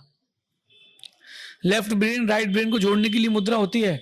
बैठ करके ध्यान करते हैं ह्रीम नमा, ह्रीम नमा, ह्रीम नमा, तो उससे आपका माइंड डेवलप होता है। 6 महीने अगर कोई ध्यान कर ले, क्योंकि मैंने किया इसलिए बता रहा हूँ, 3 साल का कोर्स वो 10 दिन में भी कर सकता है पढ़ाई का, तो उसका ब्रेन डेवलप हो जाता है। आज 2 साल के बच्चे को स्कूल भेज देते हैं, बेचारा परेशान होता है, रोता रहता है, माइंड डेवलप नहीं होता। 4 साल तक खेलने दो, फिर भेजो स्कूल, उसका माइंड डेवलप होगा, बर्डन नहीं रहेगा। मेडिटेशन जो होता है वो आपको रिलैक्स कर देता है। स्वाति शर्मा एक साइकोलॉजिस्ट हैं, वो पूछते हैं please highlight the significance of Bihar while discussing Jainism. Bihar से जैनिज्म बहुत क्लोजली लिंक्ड है, तो इस पे एक्चुअली क्या, बिहार का नाम बिहार इसलिए पड़ा था, भगवान महावीर स्वामी का जब केवल ज्ञान प्राप्त हुआ तो उन्होंने उस एरिया में सबसे ज्यादा घूमे, तो उनके घूमने से वो स्थान का नाम ही हो गया बिहार।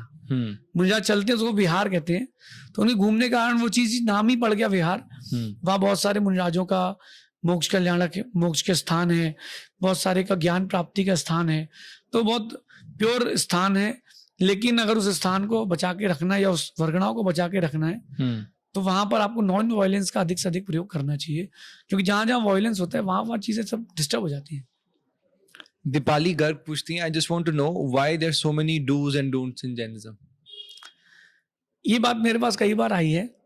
मैं कहता हूं कि कई बार लोगों ने मुझसे पूछा कि इतना त्याग करके याद करना पड़ता है कि ये करो और वो नहीं करो, तो बोले बहुत याद रखना पड़ता है। देखिए, याद रखने से आप भटकते नहीं है। आपकी माँ का नाम क्या है, आपके पिता का नाम क्या है, तो याद रखने से आप भटकते नहीं है। आपके फोन में आपके पापा का नाम किस नाम से सेव है? पापा। अगर मैं होता तो लिखता पूज्य पिताजी, और माँ का लिखता पूज्य माँ। जब भी मैं फोन देखता तो मुझे याद आता कि मेरी माँ मेरे लिए पूज्य है। अब क्या लिखते हैं, अब क्या चेंज हो गया है, पत्नी लिखती है पति पुराना आइडिया, पति लिखता है पत्नी नई जियो, नया जियो। तो ये चीजों को देख देख के बाहर की चीजों का अट्रैक्शन बढ़ता है, इसलिए इन सब चीजों को बहुत इफेक्ट पड़ता है, इसका ध्यान रखना चाहिए। P.Q पूछ रहे हैं कि पहले तीर्थंकर कब आए और महावीर स्वामी से पहले के तीर्थंकर जो थे क्या उन्होंने कभी हंटिंग भी की? देखिए जो तीर्थंकर थे वो कभी हंटिंग नहीं करते, और ऋषभ देव की बात की जाए तो जैनिज्म की अपेक्षा से वो एक कोड़ा कोड़ी सागर समय पहले हुए थे, और महावीर स्वामी अभी 2551 वर्ष पूर्व उनका निर्वाण हुआ है, उसमें 72 और जोड़ लेंगे तो उनका जन्म की डेट आ जाएगी। तो कभी किसी तीर्थंकर ने हंटिंग नहीं करी, ना उन्होंने उसको प्रोत्साहन दिया। हाँ, जो करता था उसको रोका ताकि वो पाप से बचे। सजल पतौदी पूछती हैं कि कैन जैन्स मैरी ब्राह्मण? हाँ, उसमें कोई बाधा नहीं है, जैन ब्राह्मण से मैरी कर सकता है, कोई दिक्कत नहीं, लेकिन बस शर्त इतनी है कि वो मर्यादा का पालन पूरा करे, वो उस चीज को स्वीकारे।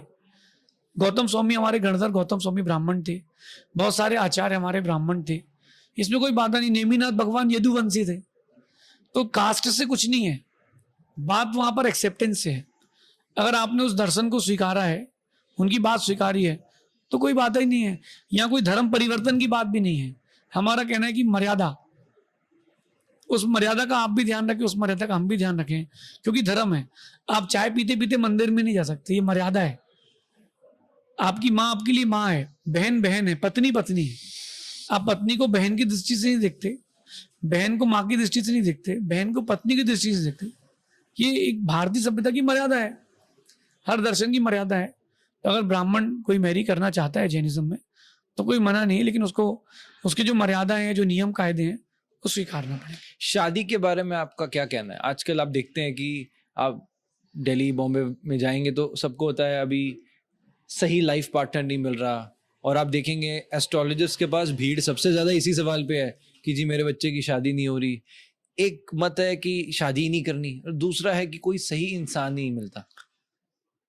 मैं एक बात कहता हूँ कि शादी तो जी का जंजाल है, विवाह इज इक्वल्स टू विवाद। ये मैं क्यों कह रहा हूँ? क्योंकि व्यक्ति की आज़ादी छिन जाती है। जो आजकल बोल रहे हैं ना कि मैरिड लाइफ अच्छी नहीं है, शादी मत करो, ये लॉयल नहीं है अपनी पत्नी के साथ या अपने पति के साथ। उसने पहले ही सब चीज़ें कर चुका है, वो इतनी बार बाजार में जाकर के या किसी और से दोस्ती यारी करके, अफेयर्स रख करके अपने आप को ख़त्म कर चुका है। भगवान कहते तूने लॉयल रहा नहीं किसी के साथ, तुझे लॉयल्टी कैसे मिलेगी? एक चीज़। दूसरी चीज़, शादी करना बड़ा संक्लिष्ट का कारण मैं नहीं कि इसलिए बता रहा हूँ, बहुत विकल्प आ जाते हैं। ऐसा नहीं कि दुखी होता है व्यक्ति, नहीं, कोई दुख वाली बात नहीं, पत्नी अच्छी है, बच्चे अच्छे हैं, लेकिन एक बर्डन है। जो वो धर्म करना चाहता है वो कर नहीं पाएगा, वो जो अपनी लाइफ को अपने तरीके जीना चाहता है वो जी नहीं पाएगा। किसी एक अच्छे हास्य कवि ने एक बात कही है कि भगवान हर किसी को खुशी नहीं भेज सकता, इसलिए उसने घर घर माँ बनाई है, और हर घर में दुख नहीं भेज सकता, इसलिए पत्नी बनाई है। तो ये तो एक फिलॉसफी हो गई। अब जो शादी के बंधन में आ ही रहे हैं तो उनको कैसा, आप उनको क्या उपदेश देना चाहेंगे? अगर आप आ रहे हैं तो मेरा कहना है कि लॉयल रहें। पहली चीज, एक दूसरे के प्रति लॉयल रहें, एक दूसरे के लिए सेक्रीफाइस करते रहें, और सबसे ज्यादा स्थान अपने माता पिता को दें। बेटी जिसकी शादी हुई है वो सास ससुर को माता पिता माने, क्योंकि तुम्हारे भाई की भी किसी से शादी होगी तो वो भी माता पिता ही मानेगी, तो बहुत इजी को हो जाएगा। और अंडरस्टैंडिंग्स बहुत अच्छी होना चाहिए, किसी भी चीज को लेकर के तुरंत हाइपर नहीं होना चाहिए, और निर्णय अभी होना चाहिए। कोई बात हो गई तो वो अभी अभी हो, तुम्हारी माँ ने ऐसा कह दिया, तुम्हारी पत्नी ने ऐसा कह दिया, अभी हो, नहीं, थोड़ा मौका देते हैं, रिलैक्स होने दें, बोले अपन इस बारे में कल बात करते हैं, और इग्नोर करते जाएंगे तो गाड़ी चलती जाएगी। मीत पूछते हैं कि जैनिज्म में ऐसा क्या है कि इतने अमीर लोग के बच्चे संन्यास धर्म का पालन करते हैं, जो अमीर लोग होते हैं वो छोड़ देते हैं, तो क्या जैनिज्म अमीर लोगों का धर्म है? ऐसा नहीं है, हर पैसे वाला वैरागी होता हो जरूरी नहीं है, लेकिन जो जिसके पास जो चीज जितनी ज्यादा होती है वो उससे उतना बोर हो जाता है। आप देखना कि मिठाई की दुकान वाले को मिठाई ज्यादा पसंद नहीं होती, कपड़े की दुकान हो किसी की तो उसको ज्यादा कपड़े वाले, ठीक है यार कोई भी पहन लो। तो ये चीज है, अगर अपन जैनिज्म की बात करें तो वो चीज़ों को देख देख के वो बोर हो जाता है, उसको लगता है कि यार ये बहुत सेकेंडरी लाइफ के लिए। तो मुझे भी ऐसे ही लगा कि इसमें ज़्यादा कुछ है ही नहीं, पैसा जो है वो जीवन में सेकेंडरी है, प्राइमरी तो अपने लिए अपन खुद ही है, ऐसा है। Need to know the various duties we as a human should perform to be better according to Jainism. देखिए एकदम सिंपल कॉन्सेप्ट है, खुश रहें और दूसरों को भी खुश रखें, इसमें सब कुछ आ जाएगा। ना स्वयं दुखी हो, ना किसी को दुखी रखें, इतने में सब कुछ आ जाएगा। अगर आप जितना खुश रहते हैं और आपके निमित्त से जितने लोग खुश रहते हैं, वो सबसे बेटर और बेस्ट चीज़ है। भगवान के बंदे हो आप, आपकी भाषा में कहता हूँ, तो भगवान के कुछ गुण तो लाओ। जय श्री राम अगर मुंह में गुटखा खा के कोई कह रहा है तो मैं नहीं मानता कि राम का भक्त है, राम ने गुटखा नहीं खाया था। आप जो आपका सोर्स ऑफ इनकम है, ये आपका फाउंडेशन है, इसमें आप इनकम करके बच्चों को पढ़ाते हो, आपको बहुत अच्छा लगता है। बस यही जिंदगी है आपके लिए। भगवान को मानो, भगवान की मानो, और एक काम वो करते हो जो तुमको सबसे ज्यादा खुशी देता हो, धर्म का हो, इतने में आपकी लाइफ पूरी हो जाएगी। पूरे अगर दिन की हम बात करें, जैनिज्म के हिसाब से ऐसे कौन से बड़े पाप हैं जिनका लोगों को ध्यान रखना चाहिए? सबसे पहली बात है कि जो अपन स्नान करते नहाते हैं, पानी का वेस्टेज, सबसे पहली बात ध्यान रखना चाहिए। पानी का वेस्टेज बहुत करते हैं, पानी छानते नहीं है, दिन भर लगे हैं, पानी बहा ही रहे हैं। तो सबसे पहले पानी को बचाएं। और दूसरा, भोजन, आप जितना फूड मैनेजमेंट रखेंगे उतना आपकी लाइफ के लिए अधिक लक और उतना अधिक पुण्य बढ़ेगा। मैं आपके लिए पर्सनली कहता हूँ कि अगर आप चाहते हो कि हर किसी को दो चीज़ों की इच्छा है, एक नेम और एक फेम, अगर दो चीज़ें भी चाहते हो, जिस दिन आप रात को खाना बंद कर दोगे, रात को यानी सूर्य अस्त के बाद नहीं, चाहे 6 बजे होता हो चाहे 7 बजे होता हो मौसम के हिसाब से, उस दिन से आप देखना आपका माइंडसेट और आपका लक बहुत ऊंचा जाएगा। तो रात को भोजन नहीं करना चाहिए, इससे बहुत ज़्यादा हानि होती है। रात को भोजन करते हो सब स्टोर होता है, मन में विकार आते हैं, फिर व्यक्ति कहीं वहीं यहाँ वहाँ जाता है, बहुत सारी चीज़ें डिस्टर्ब होती है। रात्रि भोजन से बच के रहना चाहिए, सबसे मेन बात है। और नॉन वेज ये नहीं खाना चाहिए। नॉन वेज का कुछ अगर थोड़ा बोलना चाहें? देखिए, दूसरे को मार करके तुमको क्या खुशी मिलेगी? लोग कल कहते मेरे हैं पास टेस्ट बर्ड्स। हाँ, कल एक मेरे पास बच्चा आया था, वो बोला मैं आपको बहुत फॉलो करता हूँ। तो उसके साथ में जो आया था उसने कहा ये नॉनवेज खाता है। तो मैंने कहा तुम फिर मुझको फॉलो नहीं करते बेटा, ये तुम्हारा पेट है, इट इज नॉट कब्रिस्तान। ये कोई शमशान घाट नहीं कि यहाँ तुम आहुति देते हो जानवरों की। अगर तुमको नॉनवेज का टेस्ट अच्छा लगता है, खाना अच्छा लगता है, तो कभी अपना हाथ काट के बना के खाओ, कैसा लगेगा देखते हैं। एक अगरबत्ती लेना, जो भी नॉनवेज खाता हूँ मेरा उनसे कहना, एक अगरबत्ती लेना, अपने हाथ में लगाना और निकालना, देखना कितने घंटे तक जलता है। जब अगरबत्ती का टच किया वो जलता है, तो उसको तो बॉयलर जैसे डाल दिया, उबाल दिया, उसको कितनी दर्द होता होगा, कितनी पीड़ा होती होगी। तो जो आप करोगे वो आपको मिलेगा, जो तुमने दर्द दिया है वो जल्दी तुमको जरूर मिलेगा। इसलिए नॉनवेज हेल्थ के लिए, लाइफ के लिए हार्मफुल ही है। एक लास्ट मेरा प्रश्न है, जो स्टूडेंट्स हैं वो जो देख रहे हैं, एक समाज में एक बहुत बड़ा जो आगे चलकर भी रिलेशनशिप लाइफ में प्रॉब्लम आती है वो है वीरपात का, मैस्टरबेशन का। तो उसके ऊपर आप सबको क्या कहना चाहेंगे? मैंने इस पर बहुत स्टडी करी है। जो कुछ है तो आपके शरीर का वीर है। आपने कभी हनुमान जी का आसन देखा है?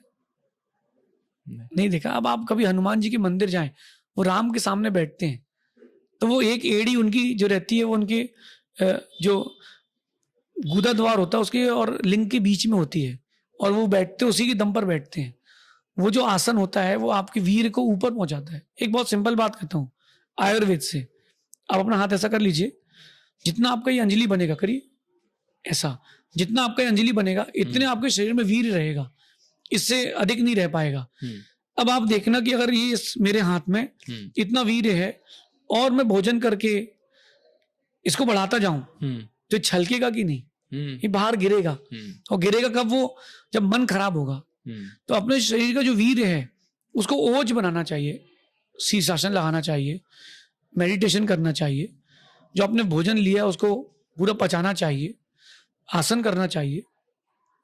इनसे आपका पूरा वीर जो होता है वो ओज में बदलता है और वो ऊर्ध्वगमन करता है। ऊर्ध्वगमन करता तो ऐसे भाव नहीं आते। जब अपन उपयोग ले जाते हैं, चीजों को देखते हैं, तब मन डाइवर्ट हो जाता है। उपयोग को भी बदलना पड़ेगा। एक आचार्य भगवान बहुत अच्छी बात लिखते हैं कि शेर साल में हर दिन मांस खाता है, लेकिन वो जो मैथुन करता है, संभोग करता है, वो साल में एक बार ही करता है।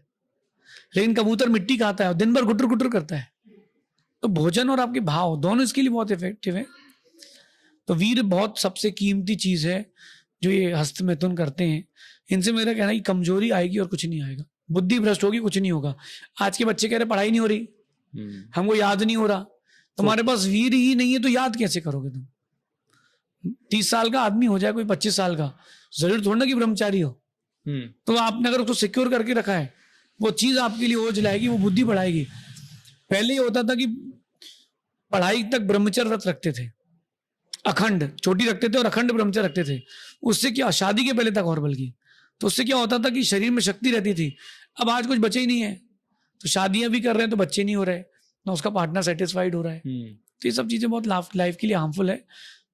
सबसे कीमती चीज संभाल के रखे। 40 दिन का भोजन एक बार का वीर बनता है 40 दिन के भोजन से। तो आप उसको किसको वेस्ट कर रहे हो? एक मिनट के लिए सोच लेना। 40 दिन का भोजन आप यूं फेंक दो घर के बाहर, या एक बार वीर पतन हो जाए, बराबर है। जैनिज्म कहता है कि 9 करोड़ जीवों की हिंसा एक बार में होती है, तो ये करना अनुचित है। अपने लिए अगर आप ऊंचाइयां चाहते हो तो अपने वीर को सिक्योर रखो। सबसे ज्यादा इंपॉर्टेंट चीज यही है। एंड टाइम तक आपके मेंटल डिसऑर्डर को बचाने वाला कोई है तो वो वीर है। संभल का जो केस था, जहाँ पर मुस्लिम और हिंदू पक्ष की जो बीच में बात हुई थी कि जो वहाँ पर मस्जिद है, वहाँ पर भी देखा गया कि वहाँ पर भी एक मंदिर है और मंदिर को ऊपर उठाने की बात हो रही। एक तरफ जो मुस्लिम पक्ष है वो ये कहता है कि जो रिलीजन एक्ट है उसमें जो आज़ादी के बाद जो मंदिर, जो मस्जिद बन गए वो बन गए, दूसरी तरह मंदिर देखे जा रहे हैं और मंदिर को बाहर निकालने की बात की जा रही है। इसी तरह जैनिज्म के भी बहुत मंदिर हैं जो कि आज लुप्त हो चुके हैं। तो आपको लगता है, आपका उसमें स्टैंड क्या है? क्या उन मंदिरों को ऊपर लाना चाहिए या जो है वो वैसा ही रहना चाहिए? मेरा मानना है कि अगर मालूम चल जाए कि इसमें है, वास्तविकता में है, तो उसको दे देना चाहिए। अगर आपको लगता है कि इस स्थान के नीचे अगर जैन मंदिर है तो उसको दे देना चाहिए। आपको लगता है कि इस स्थान के नीचे अगर हिंदू मंदिर है तो उसको दे देना चाहिए। क्यों दे देना चाहिए? कि उसकी चीज है। अगर नहीं मालूम चला जबरदस्ती तोड़े ना, लेकिन अपन को एग्जैक्टली मालूम चल गया कि है तो देना चाहिए। जो जिसका है वो उसका हकदार है। अब उसमें लिखा है कि कुतुब मीनार को तोड़ करके 27 मंदिरों को तोड़ करके कुतुब मीनार बनाया गया। 27 मंदिरों को तोड़ करके कुतुब मीनार बनाया है। अगर हम आज 27 कोई और आयतन किसी के तोड़ देते हैं और एक जैन मंदिर बना लेते हैं तो झगड़ा होगा कि नहीं? ठीक है, उस समय आपका शासन था, बहुत अच्छी बात थी, लेकिन मेरा कहना है कि अगर मालूम चलता है कि चीज इसकी है तो उसको दे देना चाहिए। हाँ, अगर नहीं मालूम चलता तो अनवांटेडली सब चीजों को खुदाई करके अराजकता नहीं पैदा करना चाहिए। राजनीति बहुत जल्दी हो जाती तो है। कुतुब मीनार की जगह आपके हिसाब से अभी जैन मंदिर आना चाहिए बाहर? हाँ बिल्कुल। अगर जब बात सामने आ ही चुकी है और वो स्वयं लिखे हैं अपने उस पर मीनार पर ही, और अपन को वहां पर जैन मंदिर की जैन मूर्तियों का अवशेष मिलते ही हैं, तो मेरा मानना है कि कम से कम उसकी एक बार वहां का देखना चाहिए। पुराना मॉन्यूमेंट है, इस चक्कर में हम किसी की श्रद्धा को ठेस नहीं पहुंचा सकते। अगर वो हमको नहीं देना चाहते हैं तो भी मेरा कहना है कि कम से कम कहीं और निकलता है तो मना ना करें, सौहार्द बना रहे। मैं ये नहीं कहता कि इस कास्ट को इंडिया से बाहर निकाल दो, कि उस कास्ट को इंडिया में भर दो। लोग हमसे, किसी ने मुझसे पूछा था कि आपका हिंदू राष्ट्र के मुद्दे पर क्या कहना है। मैंने कहा मैं तो अहिंसक राष्ट्र के फेवर में हूँ, ना हिंदू राष्ट्र ना जैन राष्ट्र। आप अहिंसक रहें। राम ने कभी शराब नहीं बांटी, राम ने कभी सिगरेट नहीं पी, गुटखा नहीं खाया, कभी मांस नहीं खाया। तो राम को मानते हैं अगर अपन जी शासक, तो उनको राम की भी मानना चाहिए। आप राम जी और कृष्ण जी में मानते हैं? बिल्कुल, मैं बिलीव करता हूँ, क्योंकि वो हम व्यक्ति को नहीं, उनके गुणों को मानते हैं। हम राम को मानते हैं लेकिन धनुष बाण वाले राम को नहीं मानते। वो जो वैराग्य की ओर जा चुके हैं और सब चीज छोड़ चुके हैं, मैं उनको मानता हूँ। मेरे माता पिता कपड़े पहनते हैं, मैं उनको नहीं मानता हूँ। जिस दिन वो दीक्षा ले लेंगे, संयम ले लेंगे, मैं उनको मानूंगा, क्योंकि व्यक्ति की पूजा नहीं, पूजा गुणों की। महाराज जी, बहुत अच्छा पॉडकास्ट रहा। मैंने कई पॉडकास्ट में और कई जगह देखा कि आप स्तुति भी बहुत अच्छी करते हैं, तो अगर अंत में कोई स्तुति के साथ अगर हम अंत कर सके तो बहुत आनंद आएगा। वैसे मैं प्रवचनकार हूँ और राइटर भी हूँ, लेकिन सिंगर नहीं हूँ। आपने बोला तो एक लाइन बोलता हूँ कि यदि ये चैतन्ये मुकुरे विभावाश्चिदचिता समं भान्ति द्रव्या व्ययीजनिल संतोन्तरहिता जगत साक्षी मार्ग प्रकटन परो भानुरिवयो महावीर स्वामी नयन पथगामी भवतु में। इसका एक इंग्लिश वर्जन मैंने याद किया था। इन omniscience mirror object resembles at once associated with generation exhaust permanence who indicates us the path of salvation like a sun such a Lord Mahavira resides always in my eyes। बहुत सुंदर, thank you so much. जिस तरह से इतने हर एक सवाल का आपने, और आई रियली अप्रिशिएट कि हर एक सवाल में आपने पहले नहीं बताया, किसी ने मुझे नहीं बताया कि ये पूछना और ये मत पूछना, और जिस तरह से आपने जवाब दिया, थैंक यू सो मच। बहुत अच्छा लगा। मैं पहली बार मध्य प्रदेश आया, जैन टेम्पल में मैं पहली बार आया, बट इस अपॉर्चुनिटी के लिए और इस ब्यूटीफुल कॉन्वर्सेशन के लिए बहुत बहुत आपको थैंक यू। मंगल आशीर्वाद। और मेरा मानना है कि जो चीज़ अच्छी लगती है वो बार बार होते रहना चाहिए। जी जी जी जी, थैंक यू सो मच।